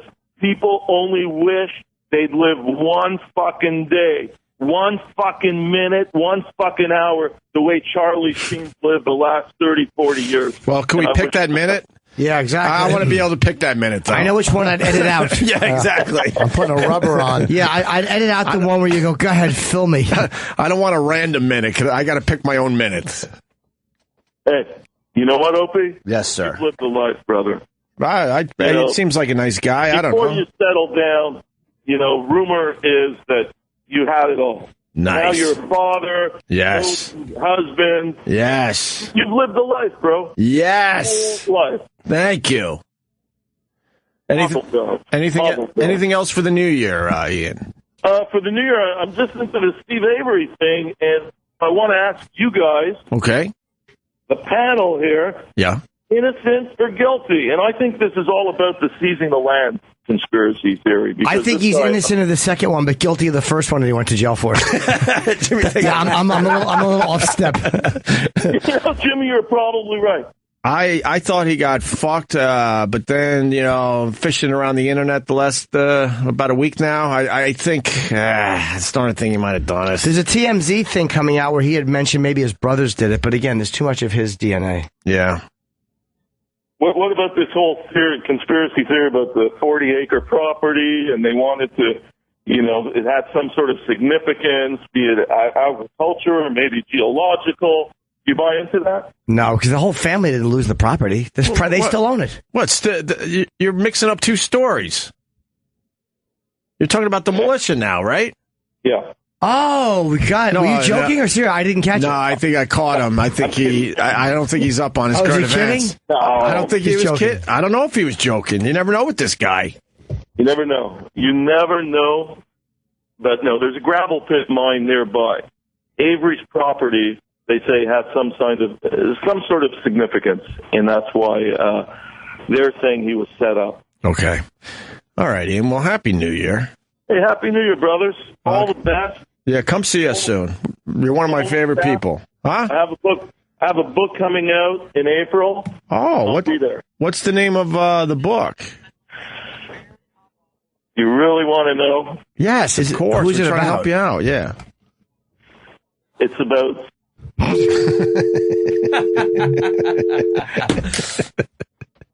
It's a boat. It's a boat. Oh boy, what's wrong, Rich? I don't know who he is. I never. Ian, he's just a trip and a half. Well, what is he? What is he doing? I don't know what he is.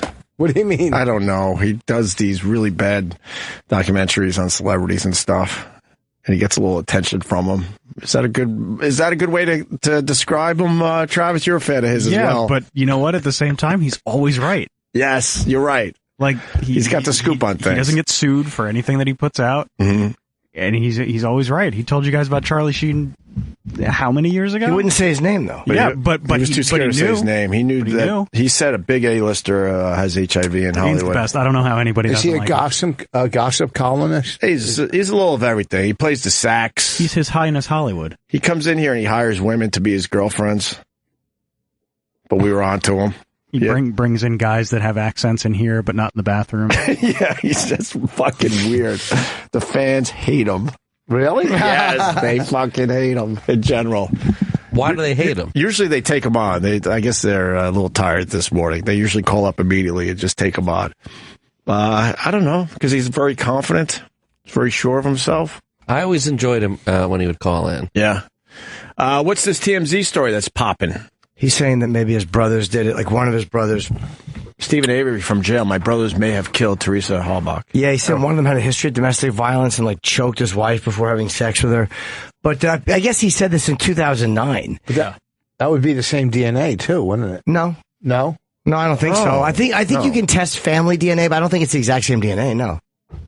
You know how many DNA cases would be ruined? Then again, I don't know. You know what?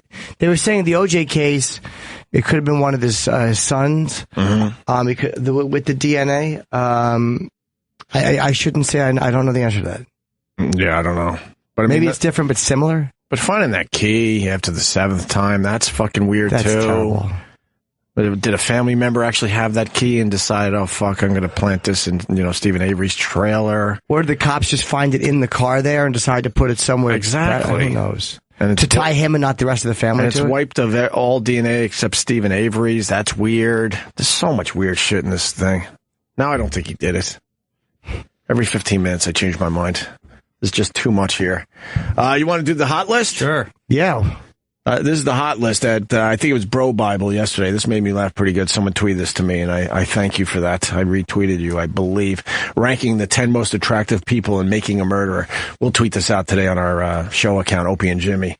And you start with the smoking girl. Do you remember the smoking girl? I do remember her. She was outside talking to the juror that had to leave because of a family emergency. Yeah. And they were kind of just discussing things. This shows, and they were all having a cigarette outside the courthouse. Yeah, this shows they had to work really hard to get 10. Well, yeah, that's why this is so fucking funny. Yeah. What do they say about the smoking girl? Lean, ginger, winter cute. You pretty much just see her smoking in different scenes. She also drinks Mountain Dew. There's a lot of Mountain Dew in the movie. Her breath must be delightful. Yeah. Cigarettes and Mountain Dew in the middle of winter. And then you go with Richard Mahler. He was the juror that was had to leave, right? Yes. Who was dismissed from the jury, allegedly because his wife demanded he come home. His wife demanded... Ew. That was the emergency? Because the judge usually They never said in the movie what it was, right? Yeah, because the judge usually looks at that and then he decides, well, okay, it's legit. Just the wife demanding he come home and they let him off the case. Well, there That's might have been weird. a problem at home. Yeah, the wife might have said, "You got to come home." Oh, I see. And then he might have said, "What's wrong?" And she might have said, "You got to come home." And then he went home and something was wrong. She had shit so much that it piled above the toilet. And he needed, and she didn't know where the plunger was. Yeah, she needed help or a shovel. Yeah, doesn't appear until episode 9 of Making a Murderer. He is tall and has all his hair and has a landlocked beach bum Jack Kerouac thing going. Would make a good soil or nature model. That's enough to get him in the number 9 spot. looks a little like Jeff Goldblum. Yeah, Stephen Avery's number 8. Number 8. We know about Stephen Avery. I think they missed an opportunity though, because Stephen Avery. This is the only time he appears on the list, and he had a bunch of different looks. Yes, he did. It looks like Captain Kangaroo here. Yes, yes, he does. It's not the younger Stephen Avery. Though he often resembles an otter with curious and probably innocent blue eyes, Stephen Avery doesn't seem like a hottie at all until we catch this courtroom glimpse of him at 6:20 in the final episode. This stylish frat boy do is so Robert Redford. Whoever's doing his hair in prison, stay with them, Stephen. Barbara Jassy? Barbara Jassie's number 7. That's Dassey. Dassey, Barbara yes. Janda, sorry. Barb Janda, right. Brendan Dassey's mother made the list. She was tough, right? She's tough. How about when she was, what was she doing, like pounding the car and screaming when... Yeah. That was an interesting moment. Well, that was She's got a little bit of a temper. Well, that was the reaction you would have if your kid's going away for murder for the next 30, 40 years. Sure. So, 40 years. Then who's next? Jody. Jody Stachowski, the one who couldn't stop fucking drinking. Yeah, she was Stephen Avery's girlfriend. Supposedly, they didn't really represent that properly in the film. That they really had some problems, these two. Does she have fetal alcohol? She has this whole female Bret Michaels thing about her that has all the men's roots hard. It was heartbreaking to see that her love with Steven didn't hold up. But update, she is currently listed as single on her Facebook page. Funny. Oh, get that. And she's got big boobies. That's a current picture of her. Yeah, nice fat tits. Nice big heavy ones. Dean Strang is in 5th place. What do they say about Dean there? He's a modern-day Atticus Finch. This sweet gent proves the smart is sexy. By the end of this film, even straight men can't help but want to bone this lighthouse of good sense, even though he seems like he probably doesn't talk during sex, or if he does, it's totes and courtroom style. Who's your daddy? Can you please state for the court who your daddy is? All right. 4. Oh, yeah, Stephanie Van Grohl. That's this was not in the film, though. Oh no, it was in the film. They showed her picture really fast. Right. She was the one that Ken Kratz was dirty texting. Yeah, I don't blame him. They showed the picture of her is all fucking beaten up. Her face is all red. You can see she's just got the shit beat out of her. Yeah. Her eyebrows are drawn on horribly.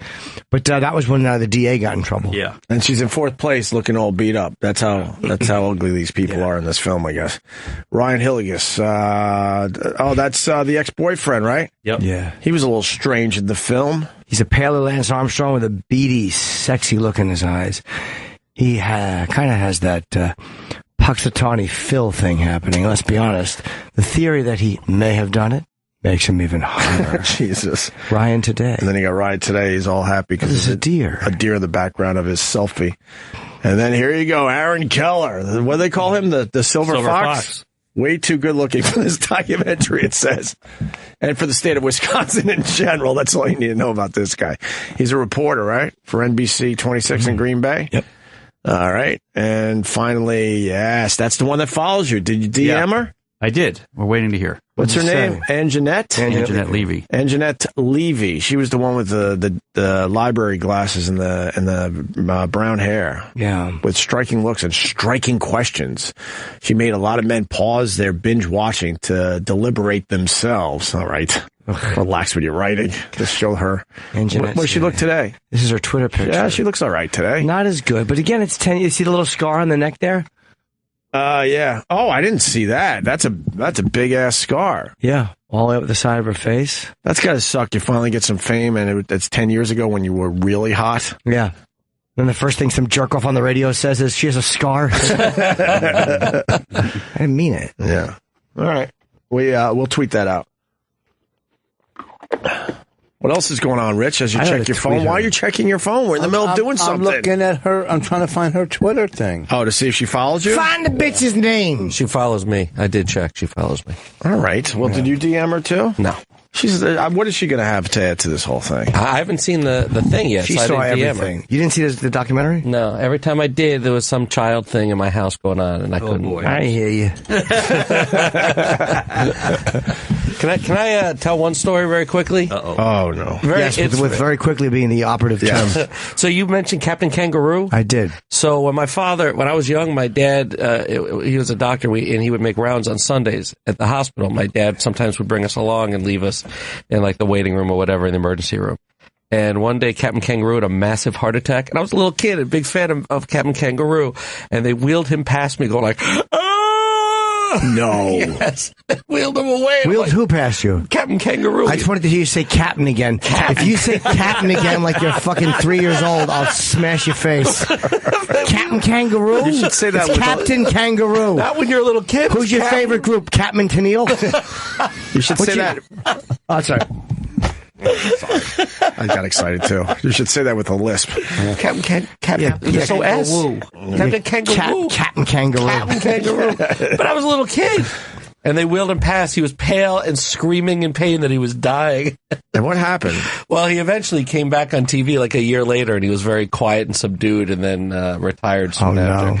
But it completely messed me up as a child. I see that. So that's a very quick that was good. story. That was quick, right? But like how you said Captain. Yeah, the way you said Captain was enraging. But it illustrated that I was a child. I was but painting when a you picture said for radio. I was 5, that or whatever, that illustrated you were a child. Yeah. I didn't need you to play act. So Captain Kangaroo came in, your eyes open wide. I've never seen you more smashable, and that's saying a lot. Well, we got Chris Shern from the Yes Network. He's a big fan of, yes, especially Jim Norton. Well, he understands that Edgar is a contributor. Yes, and he does highlights, and he works in Jim Norton's characters. And we got a brand new one. This guy's awesome. From yesterday. The .31 adds Duchesne 600. Apple Farms. Oh, nerds. It wasn't Duchesne. He has 144 in his career. What is he doing? He's going to get fired. He's going to get fired. You're ruining his life. He's going to get fired. I'm so happy. He's got a good gig. Apple Farms. Oh, God. If he's listening, he's got to call. I know he's listening. I just talked to him yesterday. So did I. What's the hotline number? I got to tell him to call us. It's 1877 Cars for Kids. Apple Farms. You got me. Here, I punch in the hotline for him to call in. He should be up. He listens every morning. Can you play that again? Sure. The .31 adds Duchesne 600. Apple Farms. Oh, nerds. It wasn't Duchesne. He has 144 in his career. He's going to get fired because of you. No, he's probably I bet his ratings are going up. Yeah. Yes. He's Edgar Mellencamp is a ratings grabber. All right. He's doing an April. Apple Farms. Apple Farms. Jonathan, my manager can't say it right. You give him the number, he'll call in. We're going to have him on the show soon. We're just trying to figure out a time. Maybe tomorrow. Unless we're busy. I don't know. We'll figure it out. Whatever. What's going on, Rich? Let's wake up. What do you got? You said you had a lot of stuff for us today. I did not. Yeah, you said. What did I say? A lot to talk about. Ooh. Anything you want to say, just say it now. What do you want to talk about? Floor is yours. You did a great job with the gun debate. Yep. No, the guy tweeted and said, you talked about Israel. That was good. Yep. Very strong feelings. Give us something else. You didn't see Making a Murderer. Nope. No, you were honest about that. But I'm watching Bloodline now, which I think is great. What is that? It's on Netflix. It's based down in the Florida Keys. Yeah. And it's about just a family that runs an inn down there, and every character in this fucking show is casted perfectly. It's Netflix. I can't believe how they're just taking off everything. They're fucking phenomenal. It's perfect time for all specials to be yanked off. These fucking shows are unfucking believable. I've watched more Netflix in the last 2.5 weeks than I ever have. And the best thing is you could fucking There's always just- something that you can check out. You could watch 3 or 4 a night and binge through it. Bonnie, Are you saying people binge watch now? I say you can. I didn't say people. I watch said one a you- week. And Bonnie, I go old school. One a week, and in between seasons, I wait a year. Yes. It's the proper way to do I'm on this. episode 2 of Making a Murderer. Yep. Bonnie just finished Billy Burr's F is for Family, and loves it. My kid said it. Why didn't you watch? I was gone. I was on the road. I watched that in one night. 2 nights, yeah. I guess. 6 episodes. It's terrific. And my 8-year-old loves it more than Family Guy, and she loves Family Guy because my 8-year-old said they curse on the show. Family Guy, this is an 8-year-old saying this, Family Guy bleeps out the curses, so that makes you think, what curse are they saying, and it brings more attention to it. And this is an 8-year-old.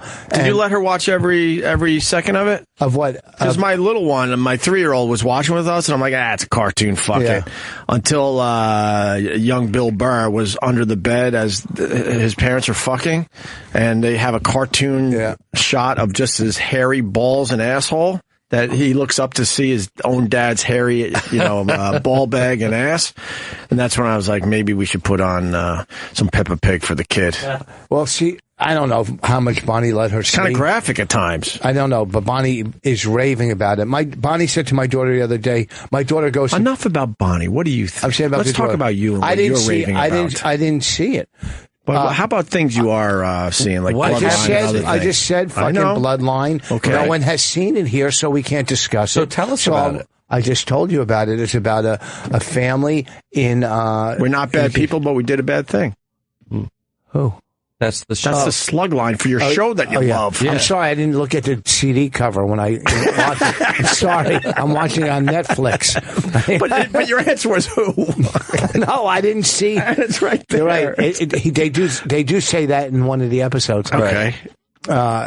So I'm kind of bored lately. What's wrong with Jimmy? I'm just I have a problem. My legs are on a tennis ball and it hurts. Oh, I'm trying to rub out a. Wait, what are you doing? I just have I'm listening. I'm on a tennis ball and my fucking leg is killing me. From what is it killing you? Just the from? gym, but I'm just trying to. Oh, it hurts. you did back presses? No, my leg hurts from doing leg stuff up and down the steps. I was talking. Jimmy works out like a suicide bomber in the gym, and it creeps everybody out. What do you mean? He wears like this suicide vest. It's a weighted vest, and I run up and down the stairs. It's hilarious. I wanted to get a quick video of it. Next time I have to do it. I have to. How much weight is on that thing? 25 or 30, I think. He looks like he's ready to walk into a cafe somewhere. Yeah, and I yell, "Allah Akbar." He's not going to eat. Do you don't lift weights? I do. Oh, but that doesn't hurt my leg. I started again. But okay, what are you saying? I'm not trying to interrupt you. No, let me talk to Chris Shern from the Yes Network. Chris. Opie. We finally do it, buddy. Been going back and forth a little bit on the Twitter. How are you? I'm good. How are you, buddy?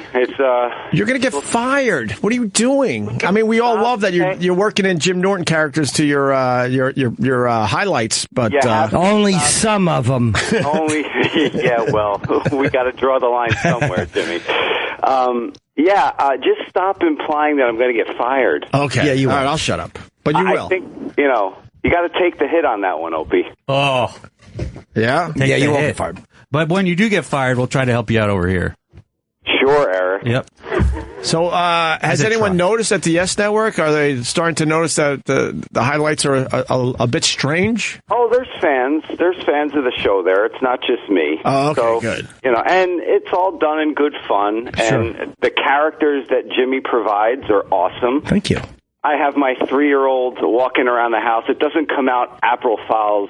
She actually says April Fudge, but it's close enough. Yeah, the fact is that she's getting there. Yeah. She's getting there. It's a work in progress, but you'll get her there. I'm trying to teach both my kids the finer points of the Jim Norton characters, and they're coming along nicely. Well, I think what you're really saying, and you're not wrong, is that Edgar is a sensation. He is. And, I have to go back to watching you on that ghost show, whatever the hell it was, Jimmy. Oh, yeah, ghost stories. Oh, my God, when they said the Edgar suite. You had me. The hook was in my mouth.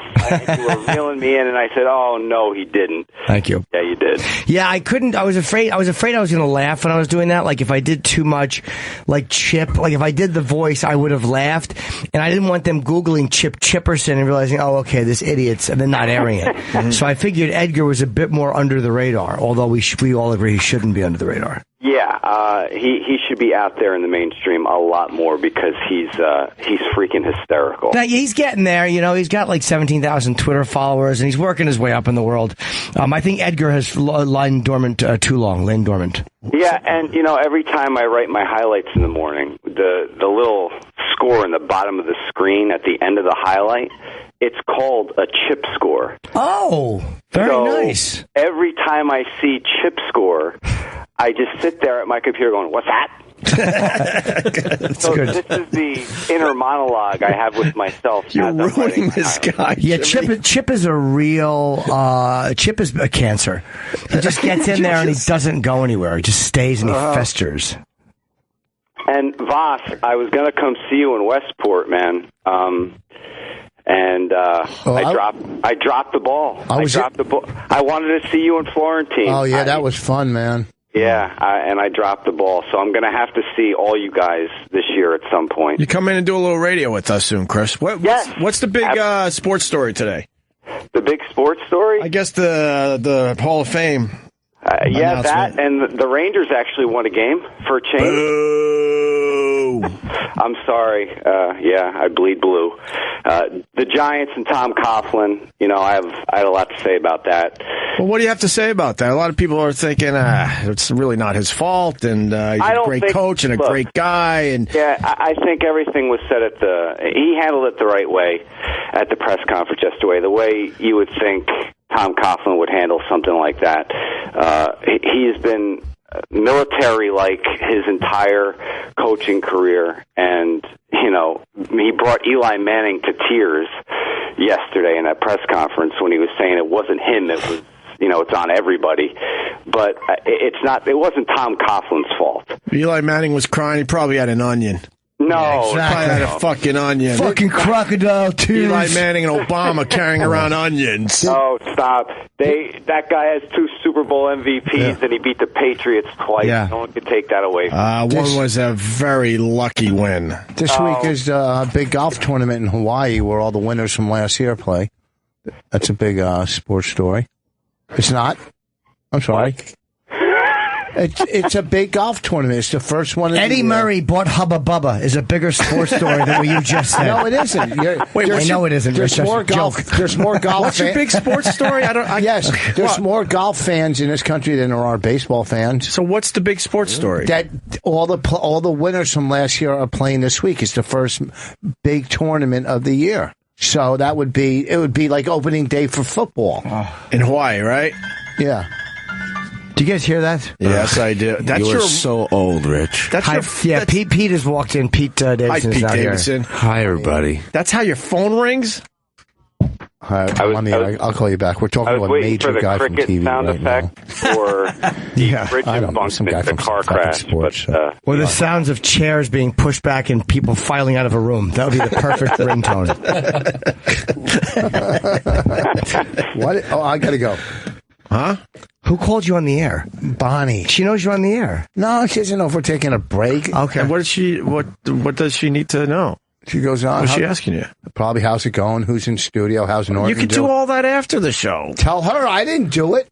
Yeah, but you answered it. You kept your ringer on. Because it could have been an emergency. That's why when you have a wife and a kid, sometimes you have to answer the phone. He does. I don't. That's what I'm saying. Yeah, but he knows that. Did you answer the phone? No, but I mean, if a text comes in, then no one else is bothered by it. That's right. Oh. Got you on that one. Yes, you did. One for me. I'm sorry. What else, Chris? Sorry, Chris. That's all right.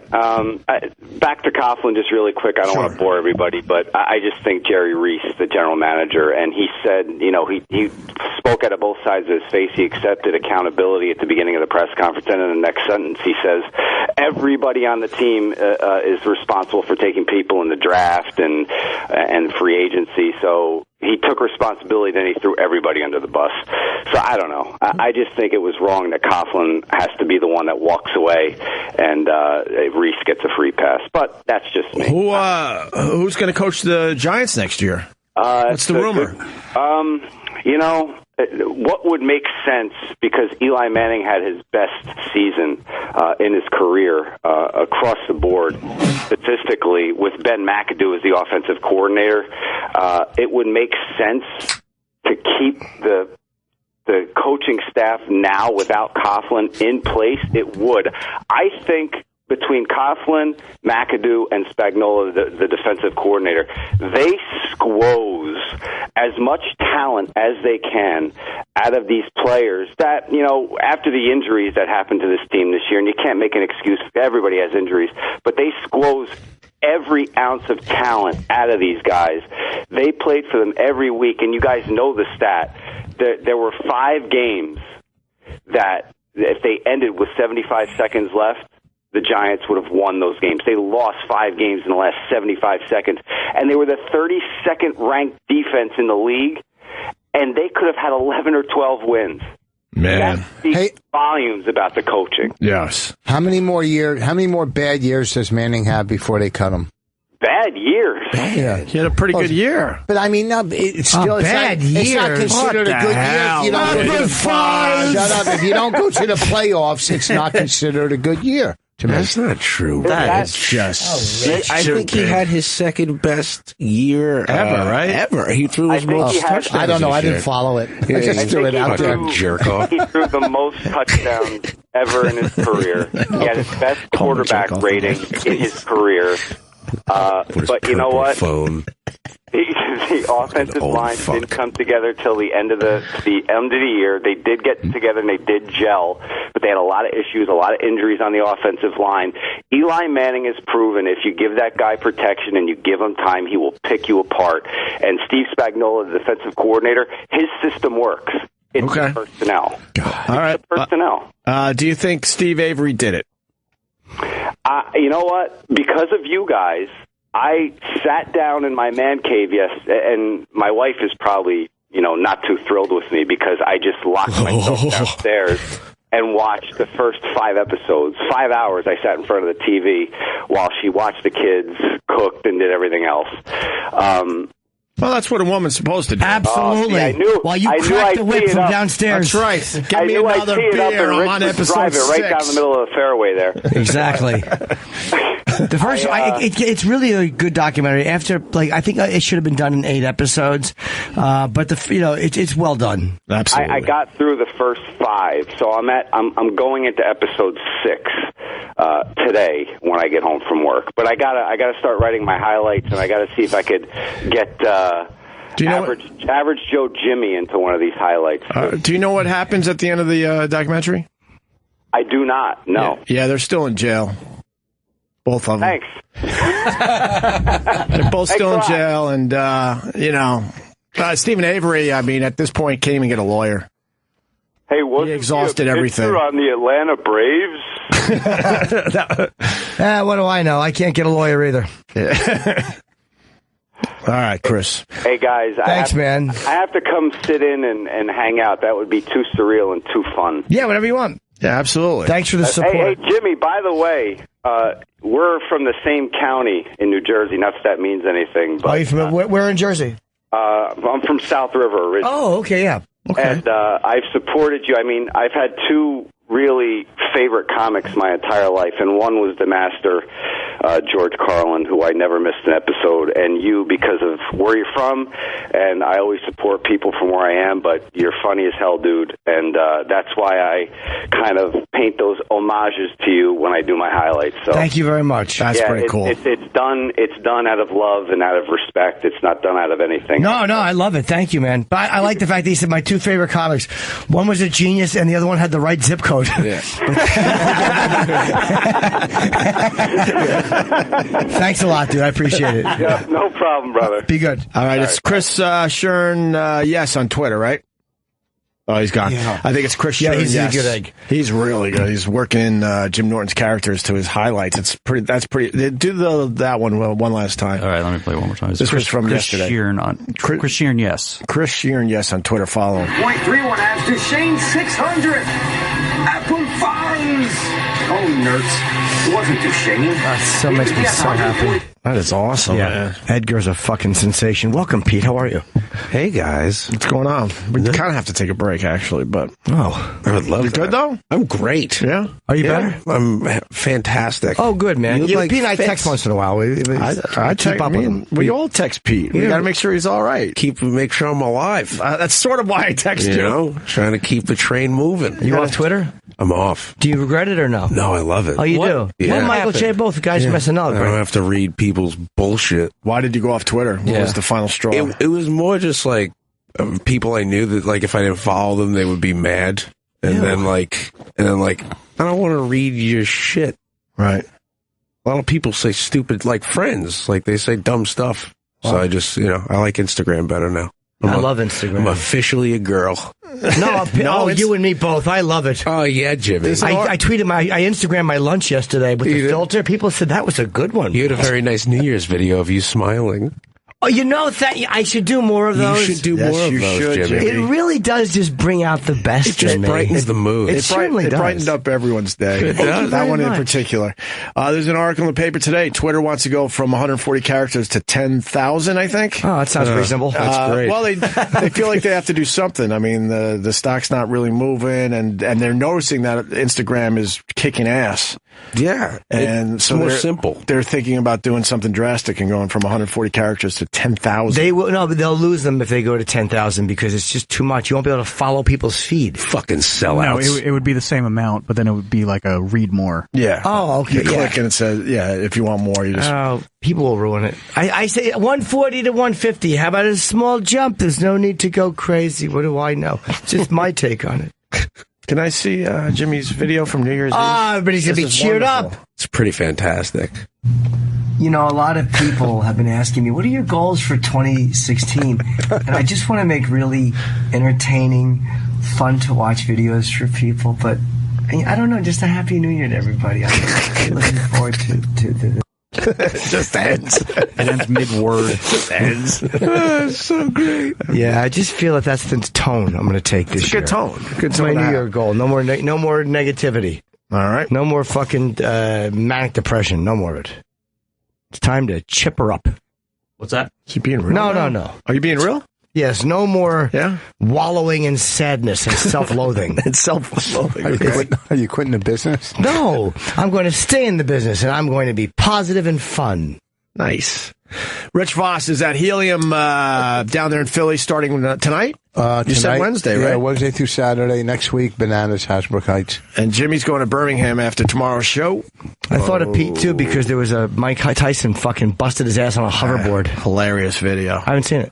That's Oh, what he let's gets. play it after the break. Yeah, It's pretty I just funny. heard of it. Has yours exploded yet? No, I stopped riding them. Why? Well, they gave me like 15 of them, and I heard they started exploding. And the guy who made the hoverboards has been asking me to like try and write a sketch with him. So we wrote a sketch where they all explode. Where he wrote it or you did? I did it. No, it's funny. And he's very upset. Oh, he's mad? Yeah, because we fucking blew up $15,000 worth of the shit. he Wait, you sent blew up us. your own hoverboards? We blew up everything. I didn't know you were Everything. blowing up your own hoverboards No, in that he's skit. really mad about that. Why? You're talking about hoverboards. Yeah, I mean, I got the word out there. It was a very funny sketch. Well, my kid has one, but it has the good one. That's not the ones that are blowing up. I get it. You're doing well, Rich. It's a gift. It was a gift. All right, don't ever talk to me like that. Okay. It's a gift. You're lucky I'm talking to you. Anyway. Oh, Guess who's back? When you Back get- again. Petey's back. Petey's back. But how do you know which one's the good one, which one's the bad You one? don't. The good one stands in the back and the Spec- bad one sits at the table. I'm talking about the hoverboard. Oh, I'm sorry. I was What do you mean? How do you know when the good ones? It's like Nikes are good sneakers. You're saying and Pete doesn't fucking- have the good ones. No, he had some. I'd be insulted by that, I Pete don't have the Davidson. goods. You didn't have the good ones, did you? No, You I did have the good ones. We just sat- set them what's on it called? fire. Wait, so the ones you got for free from this guy were the great. ones you blew up Yeah, on in the there's- SNL yeah, skit? and there's nothing wrong with those ones. but we just exploded them. That's awesome. How did you blow them up? We set up little bombs. Oh, you didn't do it on stage? You did No. it- We shot the sketch and we set a bunch That's of funny. stuff on fire. Yeah. Why would he be mad about that? That's funny. I thought it was funny. SNL's having a damn good run this year, I gotta say. It's a good year this year. And I'll tell you, the only reason I watch is you brought me back to the show because you started doing our radio show. I'm like, I got to start watching this thing again. Well, thank you. And they're having a really good year. Ronda Rousey is hosting coming up soon, which is nice. End of the month. That's going to be fun. Yeah. You want to do a sketch where I come on and I make out with her. Yeah. Yeah. Yeah. You just get hit and like it. Yeah. It's funny. She punches me in the asshole and I enjoy it. There was a sketch with Tina Fey and the other where these are your future wives.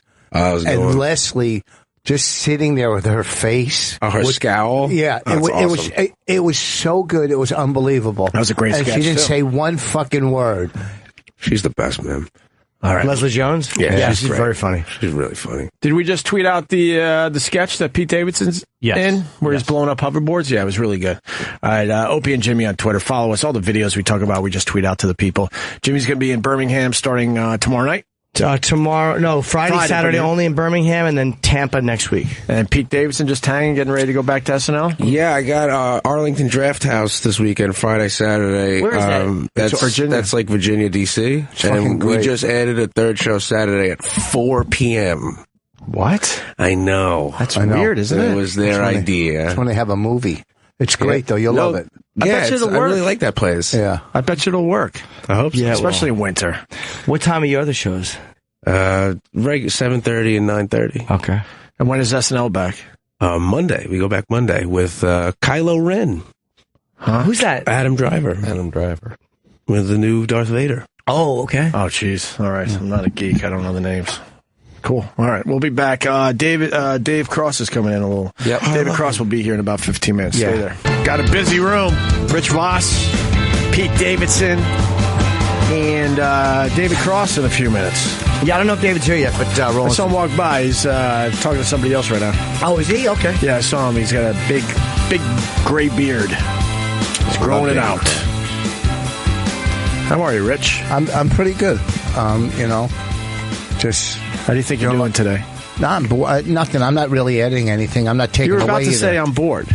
No, I'm being boring. No, you're not. Never. Yes. I just some days, look, I was on last night on our show. I did some interviews on the phone yesterday. And today, I just look and I'm just here. And if something comes out good, one or two lines, that's what I'm here for. That's today. all you're looking for. A few base hits. Just a couple base what hits. the fuck? You still owe us 2 lines. Okay. All right. So, I You know David Cross? never met him in my life. I've only met him once. It was, I think, on Tough Crowd. We did. It was 2003, maybe, or 2004. Yeah, we've never met him. I don't know him. You know him, Pete? I don't know him. No. But I love him.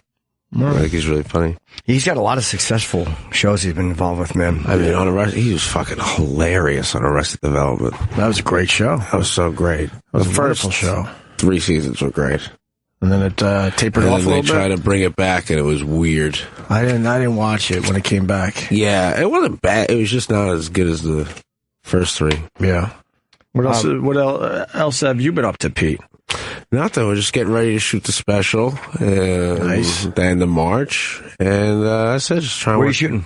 Skirball. Oh, good. Here in the village. Yeah, I'm excited. It's a great room. You have a name for it? No. Okay. I was going to name it Morningwood, but Morningwood like Mourning. Okay. But then I was like, what a douche. Like, you know, That's like, a better name. Yeah. Oh, what a douche. Yeah. You should call him What a Douche. What a douche. That's it. That's hilarious. Why don't you call it, instead of Saturday Night Live, why don't you call it another weekday or something like that? Monday Afternoon Blue? I don't know. I'm just another spitballing. day in the month. Yeah, there you go. We're just spitballing. A little bit. Rich, what else you got? Oh, nothing. Something in the news. Oh, maybe. come on. Don't be so sad. What about North Korea? Are you worried about North Korea? No. They set off some kind of nuclear test, some kind of nuclear bomb. Let me fucking mind our business with North Korea. I don't care what they do. It was Let South Korea handle them. Let them handle them. Yes. It was a 5.1 earthquake. There you go. Because of what they did. Oh, good. Does that worry you? No. Thin out the herd. That's what I'm saying. Stop squeezing your hands nervously. I'm not. I'm just. Shut up. All right? Quit blowing your face. I can't help it. I do too much Afrin and my nose is runny. Why are you Afrin's addicted to that insane.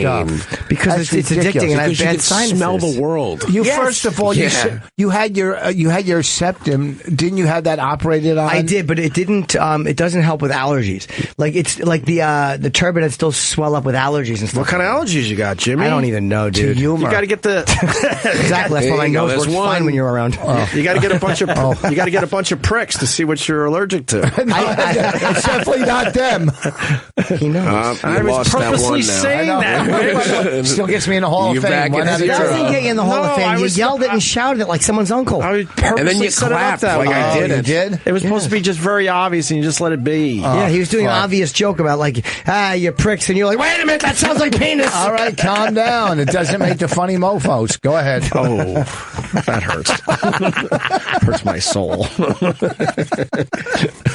So you got to get the needles in the arm, and then they blow up, and then they're like, "Oh, you're allergic to peanut butter. You're allergic to grass."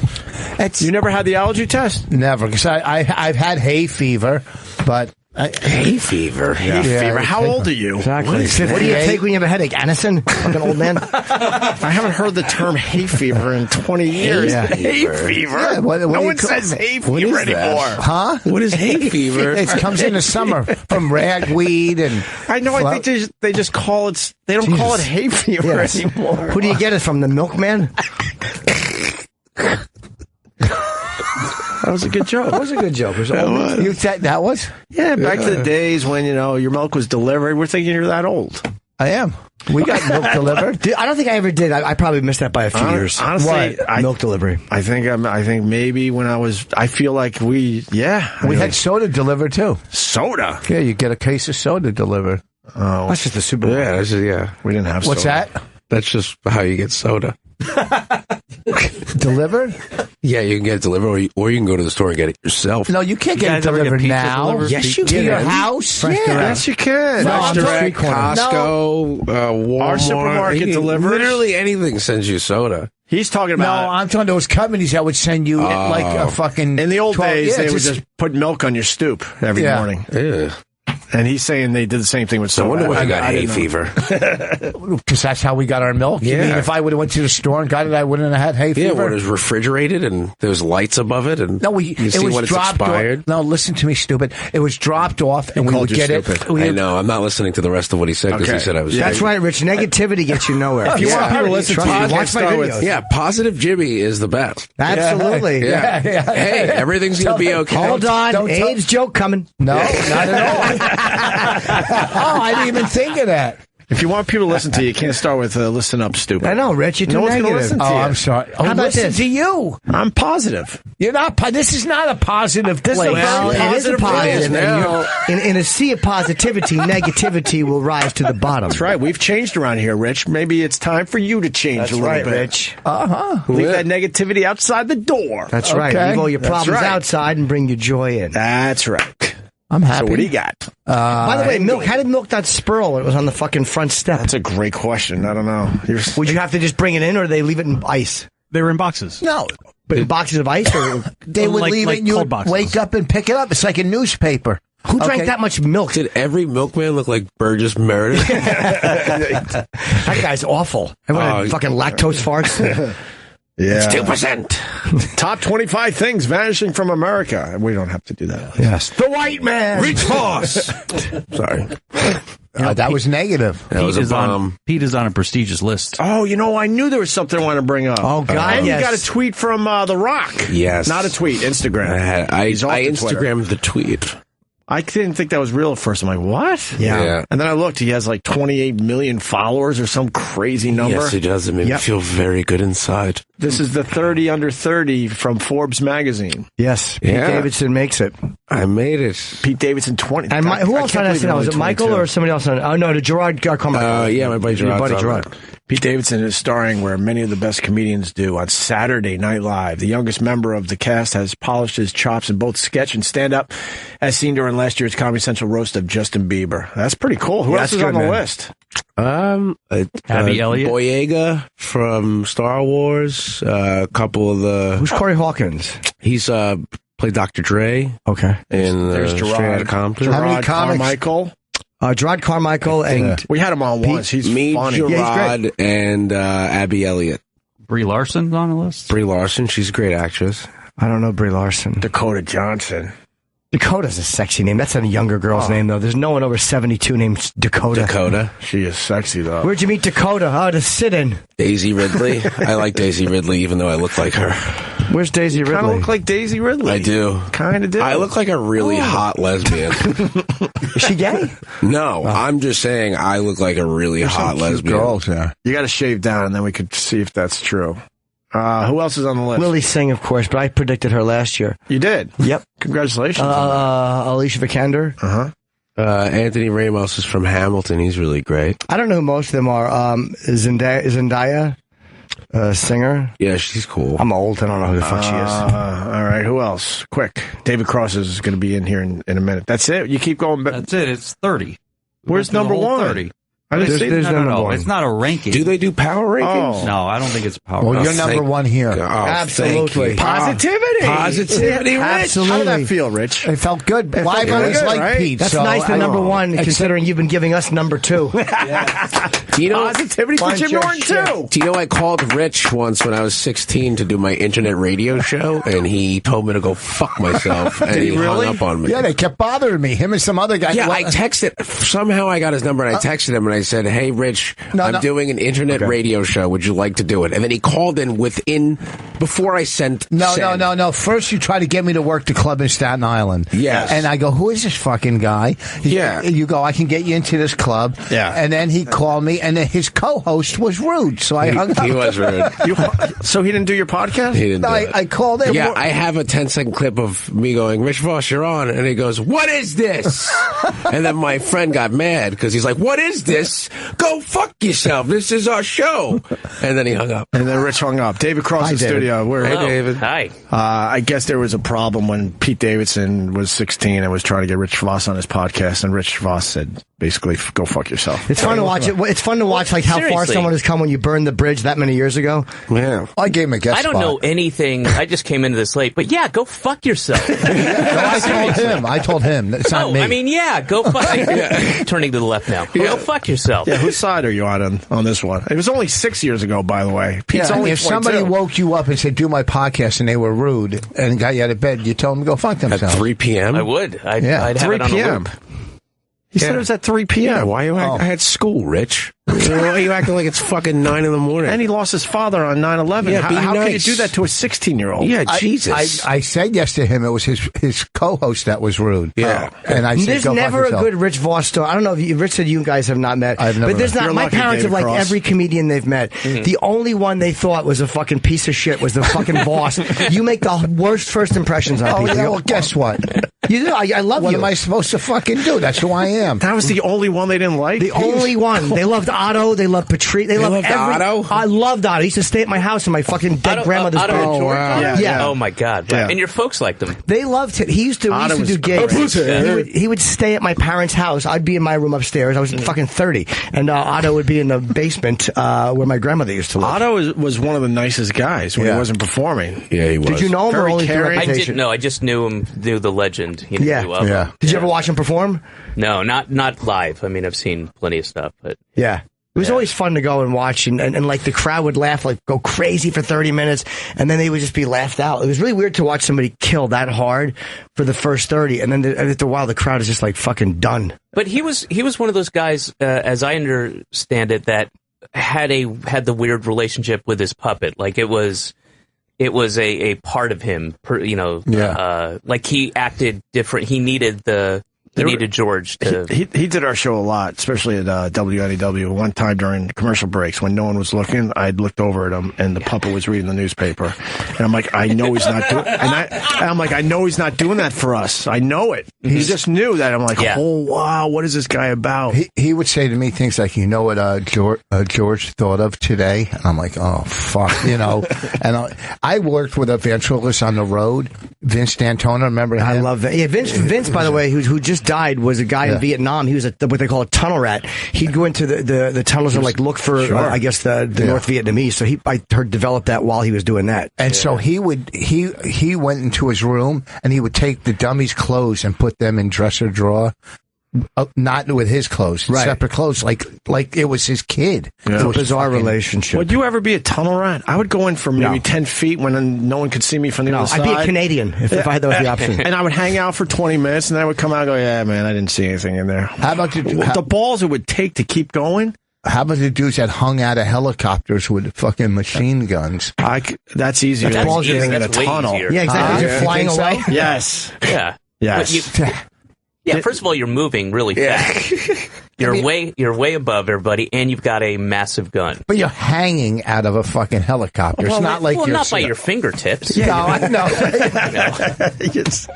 You're not. Yeah, you're hanging in a way that you know you're going to be okay. Getting in a tunnel though and squeezing through those things. Yeah. Claustrophobic. Oh my god, I can't imagine. And they've doing designed that. booby traps for you. Yes. You know that. That's part of it too. Yeah, those places were all trapped. Like you ever see in Platoon? I love it. He goes, "Oh, these maps are important." When he picks up the fucking thing and it blows his arms off. Yeah, that's the type of stuff. They had complete towns underground in Vietnam. I mean, it was just very intricate. Sorry. How are you, David Cross? I'm good. How are you? Good. You've been a part of a lot of successful. We were talking before you came in. A lot of successful shows, man. I have not seen Todd Margaret, but I've heard of it. And like they wanted you to do season 3, and you weren't sure if you wanted to do it. Yeah, I definitely didn't want to do it. It was because at the end, I'm going to spoil it, but it's been out there for a while. At the end of it, he blows up the world. Everybody dies. There's nuclear holocaust, and that was it. It was always meant to be just that was the story. I had no intention of revisiting it, and it did okay when it came out. Nothing special on IFC, but then it lived on in Netflix and got this whole kind of cult thing. And so then IFC came back and asked me to do a third series, and I said no. Even with like attitude, like, what are you talking about? That's insane. Mm-hmm. We're like, well, what if it's a zombie apocalypse thing? And no. What about a prequel? No, that's the story. And then, and I said, out of, courtesy, I'll ask the other writers. There are 2 other writers. And I emailed them. They were in London. And less than an hour later, one of the other guys, this guy, Mark Chappell, who's a great writer, came back with the only idea I could ever see doing, which is a completely different approach to it, a different reality and all this stuff. And then it's through the show, it kind of turns back into but you have to watch it. So he convinced you by writing up a really good idea. You're like, yeah, oh, okay, this he can came work. up with the only idea I could possibly see doing. What is it like to say no to a network? know. That's got to be nice. I can't comprehend that. I can't say no to a big club. Just 2. You got your 2. It's just the story was over. There's no. Right. I just wasn't interested. I had other ideas, and but yeah, when this guy Mark came up with this really cool idea, very unique, and I was like, I got to do this. Which also means you got to go uproot yourself and go to live in a different country for whatever it is, 8 months, and that's not easy either. But it was worth it. It was. Oh, you shot in. The whole thing's done. The pre-production and post. Nice. It's a UK thing. Oh, okay. I've never been there, but everyone says it's a really great place to hang. It's great. You would do amazing. They would love you there. Everyone Jim. tells they you this, would Jimmy. love you there. Yeah, I want to. You would kill. Thank you. I want to do. I do want to try it because, I'm Stanhope for years, and Patrice always went, and then Burr's like, you got to go, and I guess But you in particular, you're. Think of like Burr and Stanhope and that kind of idea, and that they, Bill Hicks was a legend over there. They love, especially they love people who just there's no bullshit, And you would do great there. Oh, I would thanks. really appreciate it. I've been meaning to go to Europe. I talked to my agent. I'm like, I want to go to Australia. I want to. No, don't go there. Don't go there. Is it bad, huh? No, I'm kidding. Start in London. Let's do this. I would like to. Maybe do some radio over the shows summer. over there. You've never done Amsterdam? I've never. No, Amsterdam. I don't trust myself. Why? It's built for me to fucking destroy my life. Legalized the drugs. I'm scared of. And you won't. I was there so many times, and you don't have the urge to get high. But at the all. prostitutes. Yeah, but your dick doesn't work. Huh? No, we're talking about getting high. Oh, okay. I like how you didn't deny that. He was like, no, yes, but also we're talking about gay guy. We just learned that his dick doesn't work. With a blue pill, it does. Yeah. I'm not a kid. I'm not your age. I had enough pussy in my life. Who cares? I'd rather play golf. Oh, all right. Excuse me, Rich Voss. That's kind of the fucking definition army of a pants. pussy, isn't it? What's that? When I want to play golf? Ironically, yeah. I must say, Todd Margaret, a bunch of people around here really, really like the show.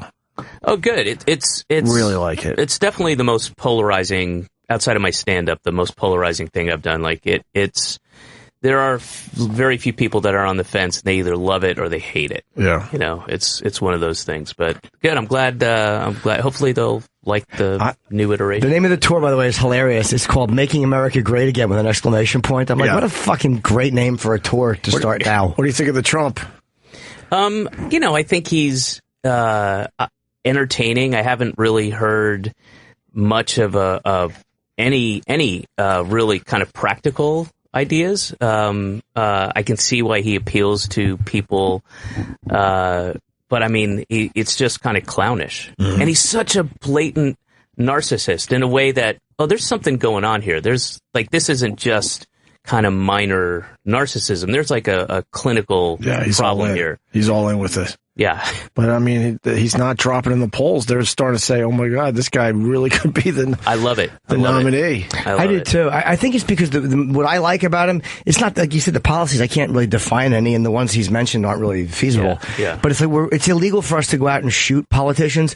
So the idea that we can humiliate them with him, there's just something, there's something enjoyable. It's great to have that guy up there that it's like a sketch or like a movie where the guys, you know, they're all playing it close to the vest, trying to have it both ways, and he doesn't have to do any of that. It's like he's doing a roast. When he's destroying the establishment. He's calling bullshit on everybody, the media and his fellow candidates.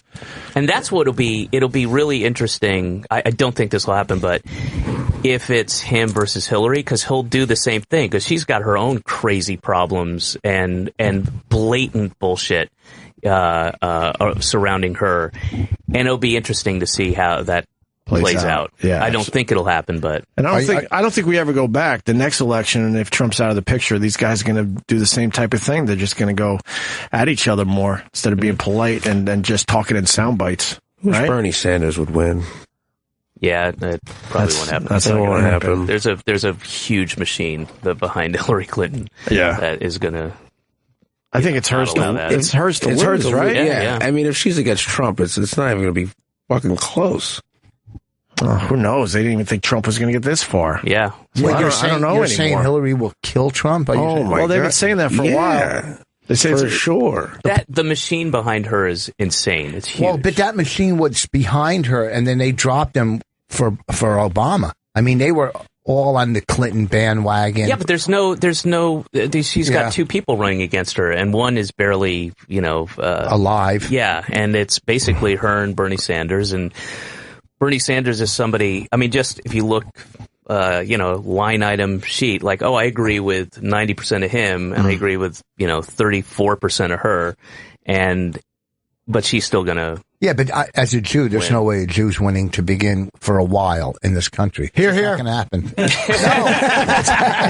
It's about time still. It's not going to happen. I'm just amazed we only have three on that side: Hillary, Bernie, and Martin O'Malley. That's it. But there's no one else. Basically, like she's an incumbent. That's how much machine is behind her. Amazing to me that we don't have more choices, just in general. But I mean, it'd be kind of nice to have Bill back in there a little bit, right? That's the appeal of it. I mean, not gonna lie to you, that could be fun. Just him whispering all the right shit into her ear. Could be fun because he could just be that social Bill. Yeah, just him being like, "Hey, remember me, you guys?" Doing the White House tour, showing everybody the Christmas making tree. little jokes. Like he's gonna have to show the Christmas a lot of tree. creepy touching. Like Biden. I love the video of Biden touching everybody. He's got his hand on the shoulder, the whispers. I'm surprised he didn't run. Who's going to be the running mate of Hillary? She's not going to pick Martin O'Malley or Bernie, that's for sure. You think maybe they pull some I'm going to go weird... with Catholic, Latino, feminist, trans, alien, Mexican, ish. Yeah, I don't know who the other narrows it options down a are. little bit. Was it Martin O'Malley who had one person show up to his thing in Iowa? One person. One person, just him and some guy talking, and he still didn't convince the guy. It was either Iowa or New Hampshire. He was there, and one person. With all that exposure these guys get. Rich knows what that feels like. I was trying to think of it. We were all there. Rich is like one person. Thank God. But I mean, he's not getting the exposure of the other candidates. But you would think with that exposure, you get more than one person. Well, to show. he's been on the debate, so I mean, he's getting his face out. It was there. a snowstorm, I think. That's I guess the reason. That's the excuse. But yeah, but I'm sure Trump spun that. But if no one showed up, that's less humiliating than one guy made it through. Right. Because that proved that somebody could have gotten there. Trump goes to these rallies, just talks about himself, talks about the latest polls, talks about how great he is, never talks policy, and people just are. Well, he's got no eating it policy. up. He's got no That's- policy. It's but it's just like he's telling it like it is. And Yeah, but these policies are all the same that we've heard for the last fucking. But I disagree. I disagree because if you took away the stigma of Bernie Sanders, who calls himself socialist, who's a Northeast Jew, from New York originally, if you took that away and just explained, took that off of the message, and this is what I want to do, and this is what I want to do for folks, it seems like that message would jibe way more with the working class and, wherever it is, Iowa, New Hampshire. If you just took away the stigma of that guy said it. If you just looked at the policy, Trump doesn't really have one, and then this guy's laying this thing out. I'm going to, make it more equitable and, bring down, put Glass-Steagall back in and make big banks, what's the word? Responsible for these, and just figure out ways so that there's not this vast inequality between the rich and the poor. You'd think that it would help them. You know what I mean? These policies they would immediately help them. But I think there's just all this stigma to them, and Trump doesn't have anything like that. He hasn't been very specific. So I kind of wish he'd be more specific, but I guess when you do that, when you're leading by that much, his thinking is, he probably doesn't either have ideas, or if he does, he's like, why blow it now and leave myself open to attack when I'm winning just doing this? This is working. Let's keep doing it, yeah. Did you see The Big Short? Mm-hmm. That was fucking excellent, man. I really enjoyed that, because I'm a dope with that stuff. And they had they had Anthony Bourdain and a few other people, who was the beautiful girl? Margot Robbie? Yeah, and then Selena Gomez explaining the stuff, breaking the camera. Wall. Yeah. Really, really smart. Did you see Inside Job? You should, if you like that, check out, because that's a documentary that's also really laid out for dumb people like me. I don't know. I really start losing it when it's all math and numbers and all that kind of stuff. But they do a really good job, like the Big Short. But just laying everything out, and there's graphics and animation and stuff, and they do a good job of explaining this is how this happened. Yeah, it made sense when they do it. It's such a complicated subject, and it was actually Adam McKay, I guess, to his directing. They made it funny. Yeah, it was funny and smart. And the acting's good. It's really good acting. Unbelievable. Carell is great. Great. He plays a great weirdo. Yeah, he's fantastic. I mean, he was great in Foxcatcher. Yeah, that's where I was like, wow, he could act his ass off. I got to watch Inside Job. Yeah, start there. You should check it out. It's really and again, I'm the dumbest guy when it comes to that stuff, but it allowed me to figure it out. Right. I got to ask, did you really snort a little coke in the White House? I know that's a not in the White House. It was at the White House Correspondents' Dinner. Yeah. But just a little, just to say you did it? Oh, it was tiny. Yeah, it was literally like a key bump. Were you a little freaked out? No, it was funny to me. I was sitting at there are these big round tables, and I was with, I have pictures, but there's Scalia, and there's, Catherine Sabalis, and there's Jake Tapper, literally all right around you, right around me at part of the table. And we were the second kind of row. I was no more than 50 feet from Obama. He's up on the stage. There's a, security phalanx there, and then the tables. And first of all, the White House Correspondents' Dinner is one of the grossest, most soul decaying. It was an awful, awful experience where all these these people shouldn't be friendly. They shouldn't be friendly. It's awful. And they're all kind of pretending that these horrific things that they're either doing or part of or just by collusion or part of, it's just all glad handing and what's up. And it's just gross. It's really gross and creepy. But anyway, so yeah, I'd done this, and I didn't tell my wife this, of course, and she was my wife at the time, but it really reflected poorly in her because I was her guest. She was the one who was invited, and obviously I'll never be invited back, but that's fine. But I just took it because I have a friend, and we're always kind of trying to top each other with these things, and I knew that this was the ultimate thing. You're not topping this. And I put just the tiniest bit. It wasn't like to get high or anything. It was just, and then I tapped my wife on the shoulder, who had no idea I was going to do this. And I just showed it to her, and I was like, I need a witness, and then bent down, did it, and that was that. Wow. And, how much did you have on you, though? About 1 kilo. I was sitting on it. It was a seat cushion. Oh, well, it was. I had to deliver it to a guy in the Senate that I won't mention his name. Very nice. Did you talk to Scalia at all? Did you say anything to him or no? No, I talked to Jake Tapper. Was very complimentary, and we took some pictures, and there were a handful of people. And they're all about getting their picture with celebrities. Yeah. Not necessarily Jake Tapper, but most of the people that are there are just loving it. And it was just such a...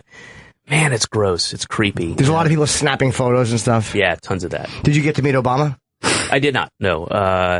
But again, I'm spacing on some of the people, but there's so many, it's overwhelming. Yeah. It's like, there's, the Secretary of Transportation, and there's the head of, there's Wolf Blitzer, and there's, the Vice President's, nanny or whatever. And who's the host? Wanda Sykes. Oh, okay. And it was really creepy. You keep saying that. That fascinates me. It was depressing. It was dismaying. It was,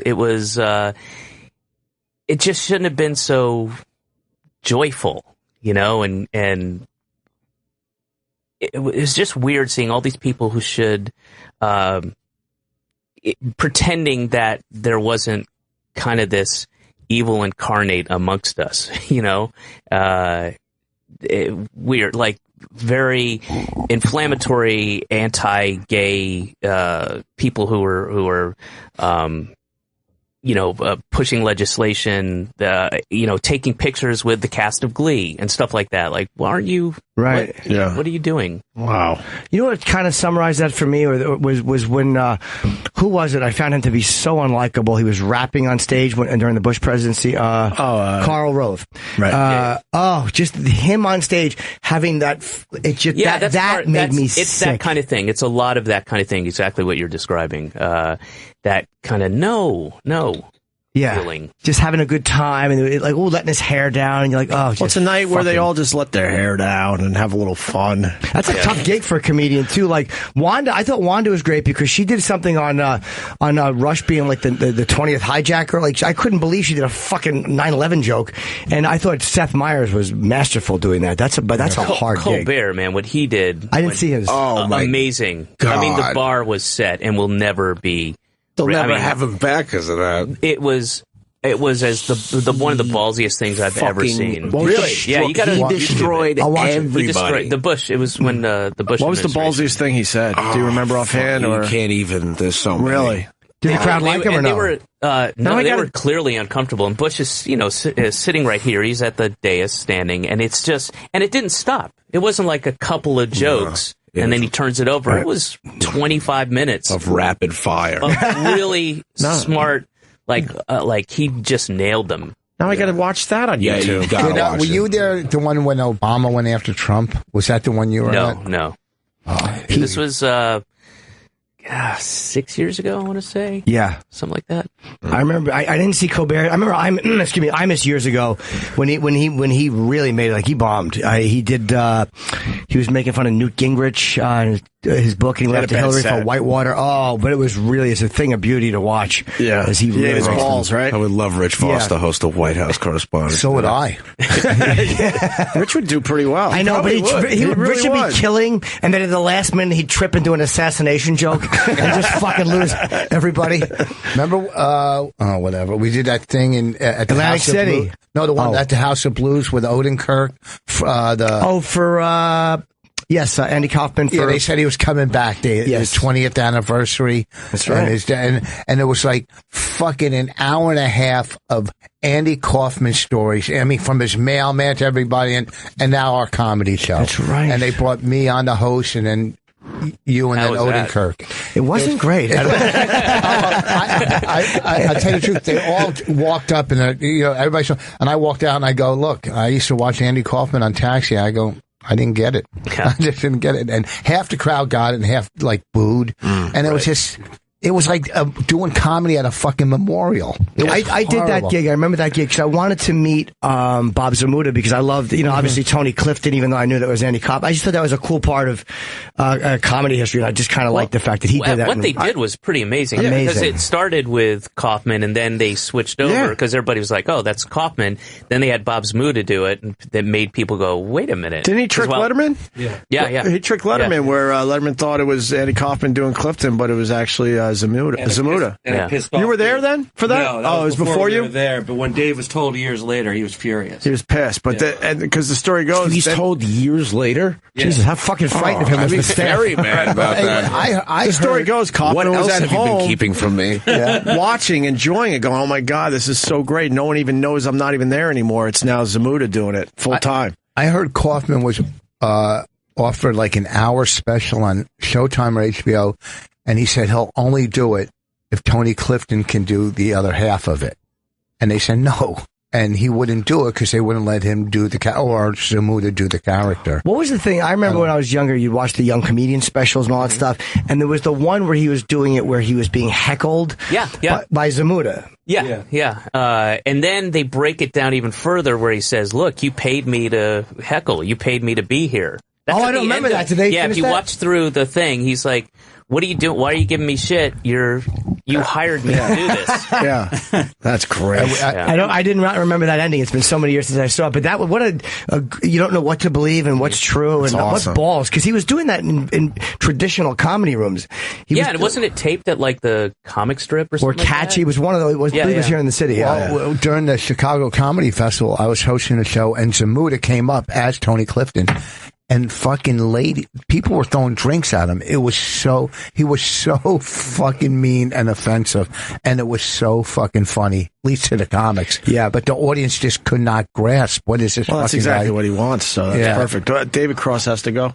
They're saying you have to go, David. Who is? We would certainly I got to do the NASCAR channel. The NASCAR channel. I hope we did the show justice. Todd Margaret. It's season 3's premiere. It's tomorrow night at 10 on p.m. IFC at 10 p.m. And it's being shown. It's a 6 episode season. You're showing 3, and then when are the following 3? The next week. Following Thursday. So you can do that binge watching. We didn't even get into Alvin and the Chipmunks. That's how I know you these days. That's fine. That's fine with me.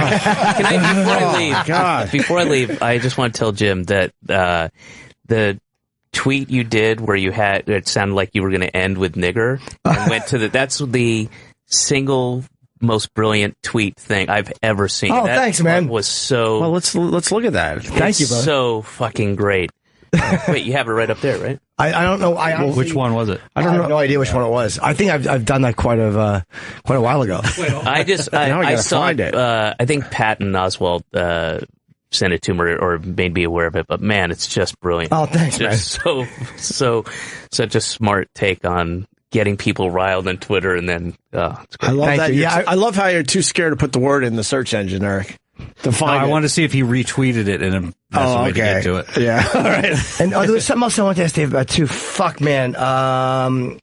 IFC. The tour starts January 26th, I think. So go to, I guess, your website to get tickets, or yeah, I think it's David Cross Tour, something like that. In San Diego? It starts in, I think, San Diego. Okay. Yeah, but it's like going to be a 6-month America, Canada, Europe, Australia. I just love the name of that tour, though. I was like, God damn it. Like, I had to name a tour recently, and that didn't even occur to me. I'm like, what a fucking great name that is for a tour. What a timely, topical name. That might be it right there, right? Well, hopefully it'll...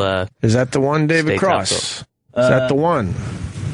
No. No. So it's a different N-word one. No, that was a take Jimmy on plays something. around with the N-word a lot. That was taken on something else. Yeah, I know which it's one you where mean. it's like N-I, and you run out of characters. Yes. Right. And then it's to be continued, and you think it's going to be nigger, and then you go to it, and it's like nice guys or something like that. Yeah, very nice. It's really smart. Thank you. Anyway, thank you guys. Thank you, man. David Come Cross. on Nice to again. meet you, man. David Cross on Very nice Twitter to meet with 3 S's or 2? 3 S's. Oh, it is 3 S's. Yeah. Okay. All right, we'll be back. Stay there. Gotta say, Club Soda Kenny has us all worked up. Right, Pete Davidson, all worked up? So Club Soda Kenny comes in and he goes, Kirstie Alley's in the hallway and she's built for fucking. So then me and Pete were like, there's no fucking way this could be possible. And we walked out of the studio to check it out. We saw her from behind. Yeah, To from be behind, fair. definitely built for fucking. She's ridiculous from She's behind. super hot. I thought she was like 50. She's 64. I just know the pictures from the tabloid magazines at the supermarket where they show them all slobby and long dresses and flowing dresses to hide fat. That's what I was expecting to see. Her rump is ridiculous. Dude, she's juicy. Really hot. Real spankable. She's got a very juicy, spankable ass. And Kenny is very excited about this. Then we looked her up. She's 65 years old. I still go. There's no way she's 65. Her vag must look so good from the back. If I met her in South Beach, I'd fucking make out with her. Yes, you would. Old story. And David Cross was very enjoyable. I'm really happy he came in. Voss made out with an albino grandmother when we were hanging out. Really? So I could let him have the hot one. I was a team player. Oh, that's nice. But That's what? really nice. And I swear, nothing happened with us. Yeah, I know. Because we were. She just made out with an old lady. And she had Because bad we started breath. laughing. Well, how did she not? She's a fucking 65. Of course she did. Now, I wanted to get something going with her daughter, but then we were laughing that Rich Voss went off with her mother, who was an albino with those beady red eyes she even had. Yeah, they went to room, so much fun. They were at a hotel in room 237. Oh, man. Now I got to play that number. She was. She looked like Johnny Winter. Which one was it? No, which one? No, both of them. Edgar and Johnny. Okay. Anyway, we had Cabanas. Cabana. We were at a hotel, one of the ones in South Beach that were the one that everyone goes to. We decided to go check it out. With the long pool in it and the cabanas and the chessboard. Yeah, and fucking I walk in there with her and if her breath didn't stink, I would have been into God, it. she was horrible. What did it smell like? Huh? Cock. It You smelled should like, have given her a piece of Freedent. Can't give her Dentine because she's old. Her teeth are falling out. Freedent. Have some Freedent, you old pig. Her daughter was all right considering her mom's an albino. Winter Fresh? What was her name? She had an Indian name, the daughter. Oh, yeah, it was some fucking weird name. She was horrendous, though. That was the worst vacation. We've talked about this on the radio many times. It's one of my favorite vacations ever. We're at Doral. Playing golf. Get us rooms, but we're sharing a room. And now I'm smoking all night. And we're telling like sad stories about our childhood to each other. God. Right? We're so I'm depressed. off the air for 2 years, so I'm depressed to begin with. That's why I didn't get my own room. I just wanted company. And I'm fucking on fire with last guy, tough crowd, last comic, and fucking we're. And then the next day, we're on a golf vacation. Then he broke his wrist hitting a ball out of the sand. And I had to go to a fucking fly-by-night dentist and have a molar pulled, so my whole face was swollen. Oh, my God. And then I would messes. And then I would wake up in the middle of the night and this asshole is snoring with a lit cigarette with the ash that you've seen like that long. the long ash, and you're just waiting for that to fall on the carpet and start a fire. Yeah. I would have to wake this asshole up to put his cigarette out. It was Marlboro Reds. Oh God, it was a wonderful vacation. How long have you been off cigarettes now? I think it was like December 7th or so of 2001. So about 10 years. Over 14 years. How much did you smoke a day?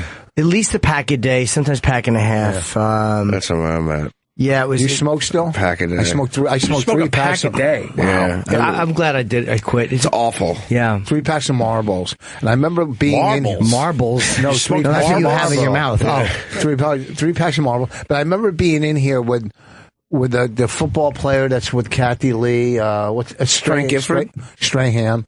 Michael Strahan. And the other guy that Kelly Ripa. And Ian Smith, Dr. Ian Smith. Yeah, who sent us a blender. It's great. He sent us his blender. I think he sent one finally to me. He wanted me to go on Rachel Ray with him. Michael Strahan? Dr. Ian Smith, he calls me. I got a great idea. I want you to like juice for a month and then go on Rachel Ray and then talk about your experience. I'm like, I don't have enough weight to lose to do a 30-day fucking smoothie cleanse. Yes, you could. You'll be ripped after that. Ooh. You'll be ripped. Yeah, but you just shit I was like, all no, thank day. you. Go find somebody else. That's what I told I'll do him. it for him. I'll do it. 30 days is a long time to not eat solid food, dude. It's not healthy. He wanted not me to eat make solid food. videos, and then we go on Rachel Ray. I'm like, I'm not fat. When you do, I could always, use to lose a few, but I mean, he needs a fat guy for that.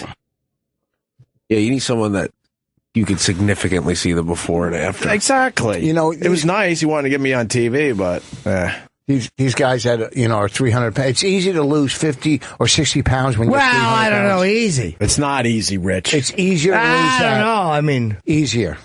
Okay, because you're eating 12 pizzas a day. Can I tell my Montreal story? Because you kind of sort of mentioned it. Yeah. Like when we were on NEW and we got fired, we were fucking hot. I mean, we were on top of the world, man. Getting recognized everywhere. It was crazy. And then we got fired, fucked up everything. And I went up to the Montreal Comedy Festival just to kill time because I had 2 years to kill. That was 2003. 2003. I'm with Rich Voss. Now his career's taking off while mine's in the shitter. Oh, God. And we're all hanging out. What bizarro world was this? Thank you. And we're hanging outside the hotel, and this lady comes up to me and is like, oh, excuse me. And I'm like, this is going to make me feel good for a second, because I'm down on my luck. And I'm thinking she recognized me in Montreal. How great is this? And I prepare for her, like, yes. She hands me her camera. She goes, do you mind taking a picture of me and Rich Voss? That's when my life was, I knew my life was shit. And that's when you bought a shotgun. I truly believe she was recognized me, and I was all getting cocky because I was in front of this dummy. I'm like, sorry, Rich, I'll get back to your stupid, boring story, but I'm being recognized right now in Montreal. But she wanted a picture with Rich, and she wanted me to take it. How many fans have you spit on? I have like unintentionally. I have legend status. Remember when you opened for me every time at Gotham or at Yonkers? I asked him. Listen to this. At Yonkers. He finds out my dad's dead, right? So he calls. He gives me a call and he goes, "Listen, I'm doing Gotham. You get to open." I didn't fucking you. We were at fucking. We were at the stand. I want to hear stand. And he said, He always said, "Can I?" No, Chris said, "Can you put Pete on?" Chris said it. Chris. Yes. Can I hear Pete's version of the story, and then you can because he's fucking delusional. He's coming off a pot. He's out of his fucking mind. That's true. He's been smoking Sheba. The Mary Jane got to him. That's right. He's reefer sticks. Wait, so you tell your version of the story, and then I'll hear Rich. Okay, so he shit on me when I was 16. And then with the podcast. Yes. Then we crossed paths again when I was 18 at the stand. And yes, Chris, because we had the same managers at the time. And he was like, you should let Pete open or whatever. And he's like, yeah, all right, I'll take care of him. And then he gave me 3 minutes. Like, I didn't give you 3 minutes. I said put him on. 3 minutes of big time. What was that? Bonesaw is ready. It was Spider-Man. It wasn't 3 minutes. It was whatever a guest spot was. And I said to the club, put him on. Yeah, and he kept saying, he's just like, I got you. I take care of you. And then, I got the light the second I got on. I didn't do it. 3 minutes? 3 minutes. You think I'm giving the time? And he did 7 minutes, okay? Of course I did. The audience wanted him to do 3 minutes, but he did 7, okay? That's kind of funny. Second of all, the only reason I was an asshole to him because he was fucking bothering me for fucking nonstop. Do you want to work a club in Staten Island? Though. I don't give 16. a fuck. You had your actual number on your website. No, I didn't. No, you got my fucking number from someone. I didn't. I never had my number on my website. It literally said, call me now, please. No. And then I called and you were like, hello? Okay, don't listen. Why were you mean to a kid? And now we know him as Pete Davidson. He's a big star. I don't give a fuck what he is. I know stars come and go. What are you kidding me? That's true. Mediocrity is forever. You gotta be nice. You gotta be nice to the kids. Listen. You gotta be nice it to was kids. his fuck. I'm going to say it again. He bothered me. I can get you in a club in Staten Island. Go fuck yourself. I work a million clubs. He's called me about some fucking one-nighter. Yeah. And then he called me about his podcast. And I said, okay. But then his fucking co-host was he wasn't even a comic. He wasn't in the business. No, here's the problem. Rich is, Rich is just not, I didn't mean to touch your penis. Rich is just not a nice person. I'm not, but, okay. Here's the problem. Whatever happened to your podcast co-host? He was a 35-year-old man, and we met in a parking lot, and he's wanted to do an internet radio show in his attic. Are you serious? And then I slowly figured out that he was a little weird. Yeah. What happened? What's the one time where you wanted to do the massage episode? So we swapped massages. What? Yeah. No, he was just like really. This is a real story. No, this is a real guy. I thought it was just you and your classmate. No, two 16-year-olds. I figured it out in 30 seconds. Yeah. It took you many times in his attic. Yeah. Okay? Was he trying to touch you? No, not at all. He was just like an idiot. What did he do when he wasn't podcasting? He worked for the Geek Squad. He installed TVs. All right. He hung out with them too. Yeah. Okay. All right. So, and then Chris said, get him a guest. I said, okay. And I didn't say the time, but you listen, you did well. We're over it, Rich. No one cares No, anymore. no, Rich, Why you are mean why this are you like that defending when you yourself? For me in Yonkers, I said, good show. There were some jokes in there. We all enjoyed the story. Yeah. You're not a nice person. And now you're defending it still. No, You're I'm not not a nice on to person. Yonkers where he opened for me there, and I said, good set. You want to take a picture of my penis? Yo, people get booked at that casino. I wasn't opening for Rich Voss. Nobody was there to see you. They were there to lose money and then watch a shitty comedy show in the fucking hall. Listen, on the marquee outside, it said Rich Voss, and it had Pete Davidson In a very little bit. tiny print. Yeah, because you did that. You set that up.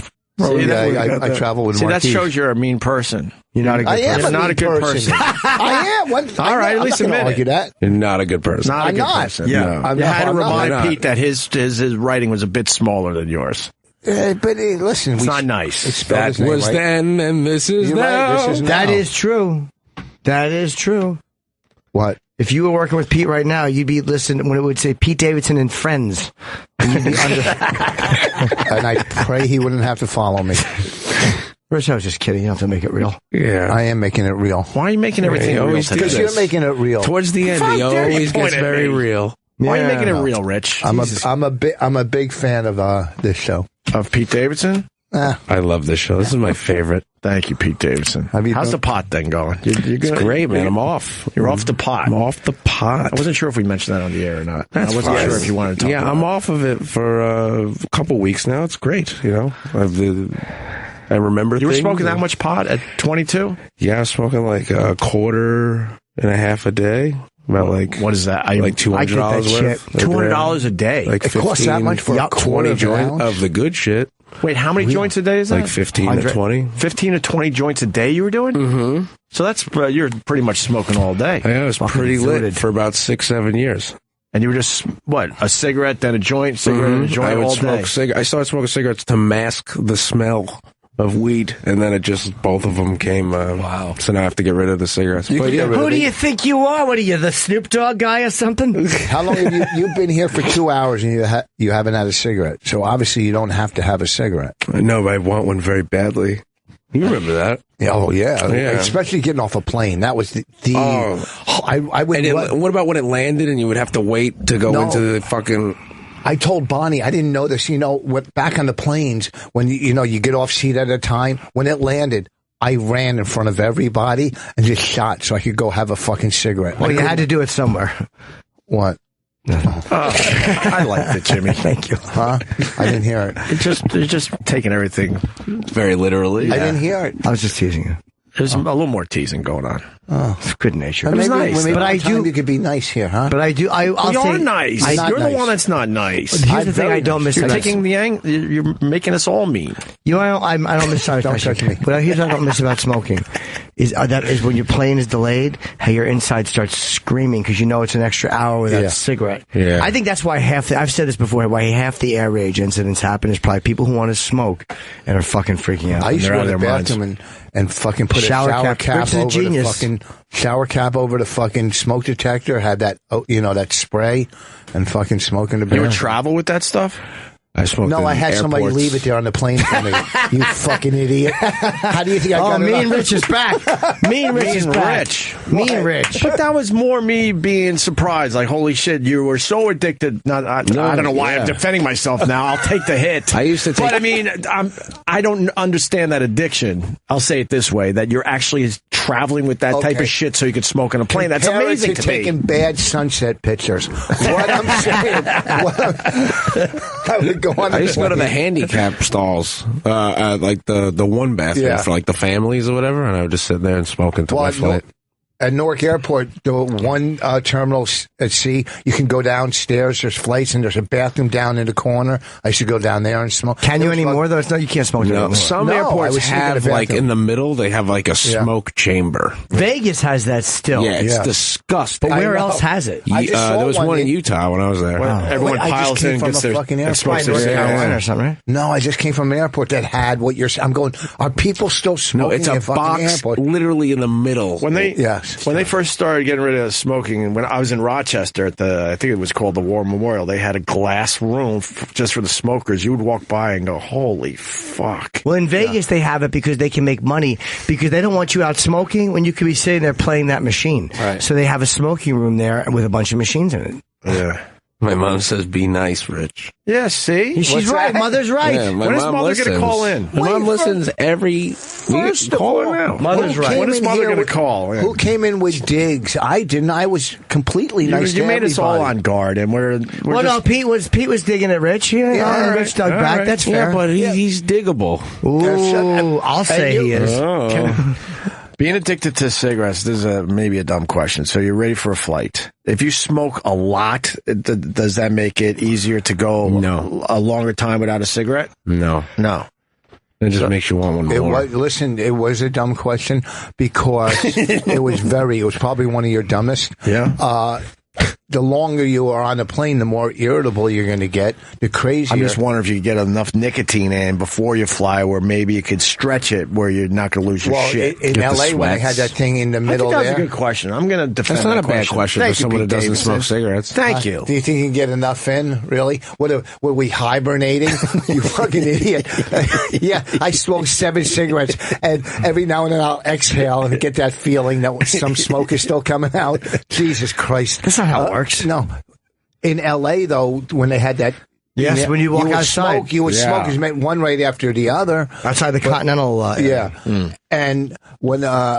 every time... I remember when I was trying to quit, I went to see the Mad Russian in Boston. Oh, the hypnotist. I smoked a pack out front before I went in. And... Did he help you? Yeah, I quit for a couple weeks. I don't fucking know. Wait, are you on the gum today? Yeah, I've been on the gum for 10 years. I know you have. Yes, I have. The Nobody nicotine gum? gets secondhand gum.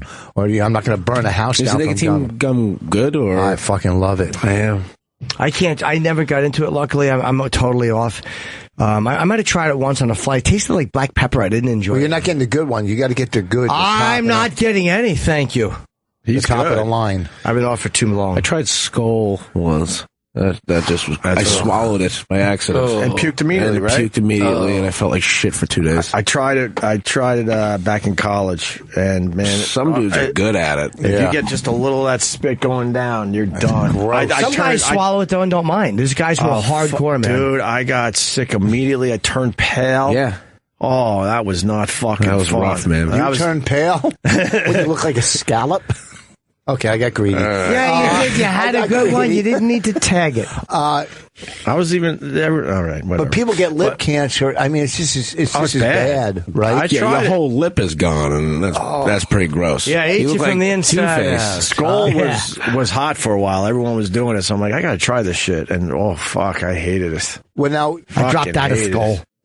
But they had the ones that came in the package. You know what's funny? That's like an actual Rich Voss joke. They had the ones that came in the package. Yeah, they were called bandits, I think. Skull bandits, right? Wow, That's right. I haven't thought you about this in years. swallow it. Yeah, it's a little almost like a tea bag.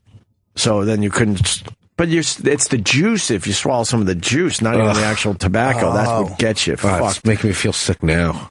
We should do that on the show. Juice. Get a bunch of us to just swallow a little tobacco spit and see who could survive. Oh, that'll be a good bit.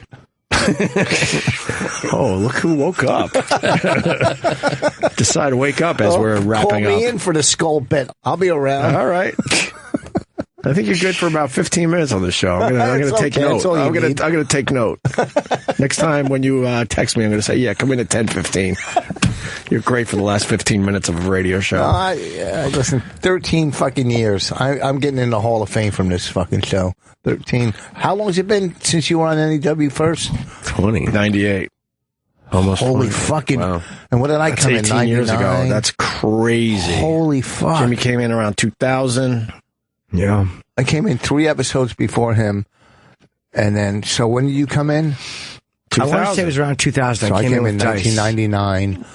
I was on the phone, though, before that. 1999, so that's, holy fuck, 17 fucking years? All right. Oh, God, not even bum a everybody pen. out. No shit. Pete Not was, even a fucking pen. when we came to New York, Pete was 4 or 5 years old. Oh, that puts it in bothering people to perspective. do his fucking podcast. He's 16. I started 16. young. 14. Your number was on your fucking website. I guarantee it your wasn't. actual number. No, it wasn't. You got And you it know from, what was you got even it from funnier? You Gemini. answered it. I think it was like one ring, and you're like, "Hello." I remember being like, "Wow, is this really?" I always Rich? do answer it like on the first ring for some reason. Like Bonnie goes, "What's fucking wrong with you?" It's I always pick You it just up. on have first- to. Yeah. That's because what's the reason? It's very obvious. You OCD. think it might be an opportunity. No, and not you're even when I was afraid young. of the opportunity Of a going missed away. opportunity. Missed No, opportunity. you know Missed what? opportunity, Rich. Even when It could have been my dad. what's It that? could have been my honorary dad. We could have been like buddies. He could have been my big brother. Yeah, you could have been his big brother. Yeah. Oh, Yeah, and you could have helped somebody for once. Dude, the guy had a tough fucking life. Very tough. Mm-hmm. Why are you icking that? Yeah. what's that? I know you had a tough life, Listen, too. I sent money to some kid in Honduras. What do you want me to do? Take Did you everybody really? under my Oh, wing? yeah. Have you done that for real? I did that. I used to do that. Send money. They and do then he, get you. Then Those he late sent night me these commercials. fucking letters. It got too personal. I had to cut them. Yeah. I said, you know, Yes, thank you for the money. I was able to buy bandages for my severed clitoris. Terrible accent. Letters got too personal, huh? I just, I saw your special. Not impressive. All right, fuck you. I'm not sending you any more money. No more change for you. Yes, it cleared my village. I cleared my. All right, I get it. Did we see Kirstie Alley walk by yet? No, She's still in there? apparently. Yeah, I think. I was hoping we'd get a shot at getting her on the show. Dennis Ross had a great line about that. You send 18 cents and a kid could eat, 20 cents with the salad bar. It's pretty funny. Yeah, Dennis. Yeah, Dennis is great. Just throwing out stuff while I know, it's wonderful. killing time. Well, we're I like not how you're killing like, I don't time. have for anything, but here's Kirstie something a Alley funny to, guy to said. blow you off. You think we're killing time. We're just having a nice conversation. Yeah, we're not waiting for Kirstie Alley. You don't know how to have just a nice conversation with people. I don't? Nope. You're not a nice person. You're always trying to one-up everybody. Everything I has, was that's right. fucking talking, dopey. Everything has to be a zinger or a plug with you. We're just I talking. say I'm in Philly this week from Wednesday to Saturday. Or to make yourself feel better, you got to attack us. It's very distracting. Blowing out everyone else's candle to make yours shine brighter. I'm very rarely on Justin Stangel's side, Right. but today I am. Absolutely. Very. Wow, I am sober. Jesus Christ. I'm surprised You're going to make him go back to pot. I can't believe it's 15 or 20 joints a day. Yeah, it was pretty heavy Fuck duty. Yeah. Fuck yeah, dog. yeah. Dude, I was smoking 100. Oh, We were man. not smoking 100 joints a day. Me and Chip used to So, get but you really didn't- high. You didn't buy a little quarter. You'd buy an ounce at a time. Buy or big Tons. big fucking tons of What was bulk. it? Yeah. So what much was it bulk. like? What's it called now? Like, I mean, when we Skunk. smoked The good Columbia- stuff? Yeah, is it skunk or OG something? Kush or there's Afghani Kush. And there's so many different types of Kush. And is it like, I don't want to get you all crazy and give you bad. It's amazing. But it would like 1 or 2 hits fucking do it? No. Now, if I did, I would be off my ass, but I would be able to like smoke that 15 joints and not be high. That's how I knew it was a problem, because I was like, this should be. You became immune to it. Just kind of regular, you know? I got another question. What? You could determine if it's stupid or not, Rich Voss. Well, then don't ask it. So you kind of took care of your pod issue at 22. Do you feel like someday you could go back to it? Yeah, I mean, I'm not going to never do it again. I'm just like, I need to not do it for a while so I can see what this is like. Because some people, like our own little Jimmy Norton, you go to a rehab or something, then you feel like that is it. I can't ever go back to it. But you, Pete Davidson at 22, how does this play out? I don't know. I mean, I would like to be able to smoke a bowl once in a while and like watch a movie or something. You but, can't. All right, Rich. Just because you can't doesn't mean I can. You can't. You think I don't know? Well, you do you think you're some- different? Here comes Kirstie Alley. Yeah. Kirstie Alley. Let's get on. I'll do it. Kirstie Alley. Jesus. Yo, Jenny Craig! Jenny Craig! Oh, yeah, that's... Yeah, that's... Kirstie! Big fan! Oh, yes. Oh, we got it. Yes. Look at this fucking no, yes. piece of ace. We just want to say hi to Kirstie Alley. Wow. Kirstie Alley. We're great. Oh, look I at this. love you. Pete Davidson loves you. You look We all very love lovely. you. Thank you. The Jenny Craig is, I gotta say, a working. Jenny Craig's working. That's right. You look amazing. Well, thank you. Absolutely amazing. I don't want to say what Kenny said when he saw you. It was a little more than amazing. Let's just put it that way. I can take it. I can have it. It was very complimentary. It was very good. nice. Thank you. It made me and Pete run out of the studio and take a look at you. And he was correct. And from behind. And very, very correct. God, help me. No, it was very nice. Do you eat their foods and stuff? Do they have like foods and beverages? They have foods. They have frozen food that I love. They're really good. Chicken fettuccine, lava cakes. I mean, easy stuff. Turkey burgers. But lava cakes are like desserts, right? That's a dessert, but you get one every day. Okay, because My most mom I used to don't be have mad desserts. when I used to eat her Jenny Craig. I love turkey burgers. You do love turkey? Well, I you don't would eat like red meat. So. No one you love your cares. turkey What burgers. about are you? good. You ate whose food? My Jenny mom, Craig? she was on Jenny Craig. I used know, to my- eat her lava cakes and heat it up. Oh, yeah. Well, my kids are always, they have to send me like 3 times more food because my kids and their friends are in there. I go, where's the fettuccine? Oh, we just had it for dinner. They eat it all. So And it's so quick. It takes like fucking 10 minutes. Yeah, last I'm sorry. 2 minutes. She's really hot and I'm nervous. Do you know Pete Davidson? He's on SNL. SNL. 22. SNL. He's 22. They boycott. I think they hate me now. Why? I was on there all the time, and then one time I was supposed to be on there, and I had the chicken pox, and I couldn't show up, and then they just hated me. I don't know. You should come back. Well, I want to. Yeah. At what age did you have the chicken pox? You're Well, supposed to I get had that this as a dude that I was kid. dating, and he was like bad news. He was like Satan, and he got the chicken pox, and I thought I can't ever get the chicken pox because I had it when I was little, and then I got the chicken pox. Wait, are you sure they were chicken pox, or did he just tell you that's what it was? Really? Only in that one area? Yeah, that's how. Oh yeah. Hey, wait a minute. I had 2 older daughters, and growing up, they used to watch this movie you did at least 50 times with the Olsen. Do you do a movie It with the takes Olsen 2. twins? The reason I know that is Yes. because we were just talking about that over there with Sway. Okay. And the daughters loved it, huh? Non-stop. I mean, they would watch one movie 50, until they got tired, and they went to the next one for 50 movies, They're 25 and 23 now, but it's when they were kids. Well, I'm 28, so like, how old are they when they do that movie? Yeah, you are. Yeah. Kirstie, I'll tell you this much. We looked up your age. You're doing something right. I was right? like, what? Yeah, you look great. I'm like, what the fuck, too? Because, I thought I'd live to be like 34, and that was pushing it. Yeah. Because I was living a little bit I just hard. want to take you to see Star Wars or something. Let's go see, what is a really good movie? Let's go see The Big Short. I Seen love it. it? We were was just great. talking about that. Yeah. Oh, Big Short's great. It was the Hateful Eight was really good. I haven't seen that yet. Joy was really good. I didn't see Joy. I think I know her. The daughter though is her Jackie. I think her Mangano. name is. The daughter who's like the real daughter of the real woman. I think I know. Well, Joy Mangano is the woman, is the Joy character. Bridge of Spies, really good. Tom Hanks. Yeah, little movie, Lady in the Van, really good. Really? Yeah. All right. What else did I see? I like talking movies for the movie star. Martian. I like The Martian. The Martian was awesome. Yeah, I liked it. We just watched that the other night. Did you see The Hateful Eight? I No, haven't she seen did not it yet. see that one. It's really good. Oh, have you seen Really the good. documentary Women Aren't Funny? It's on Netflix. Oh, Great. God, Is it really Rich. good? Yeah, it's called It's Women his Aren't Funny. movie. It's a His documentary. movie. It's a documentary on Netflix. Him and his wife did it. He We made it. self-produced it himself. It's a good and movie, It's but actually, now we're it is really embarrassed. great. It's a good movie. I What's just it don't called like again? Women Rich. Aren't Funny. Women aren't funny. It's a sarcastic Netflix. statement because his wife is a brilliant comic. Yeah. And it's a sarcastic statement about the perception of women not being funny. And Bonnie is hilarious, and it interviews a lot lot of really great, smart female comics. A lot of great female comics. It's very well Of course, done. you didn't interview me for your fuck. I would. Bye, everybody. Fuck off. Yeah, Rich is an ageist. Why wouldn't you have her in your movie? Yeah, why wouldn't you? Come on, How would I Rich. get- What what the the hell's Say, wrong have with you seen you? my movie about these great comics and then I'm not in it? I'm just happy. Well, we're doing a sequel if you want to talk Yeah, about I it. don't do dirty seconds. Okay?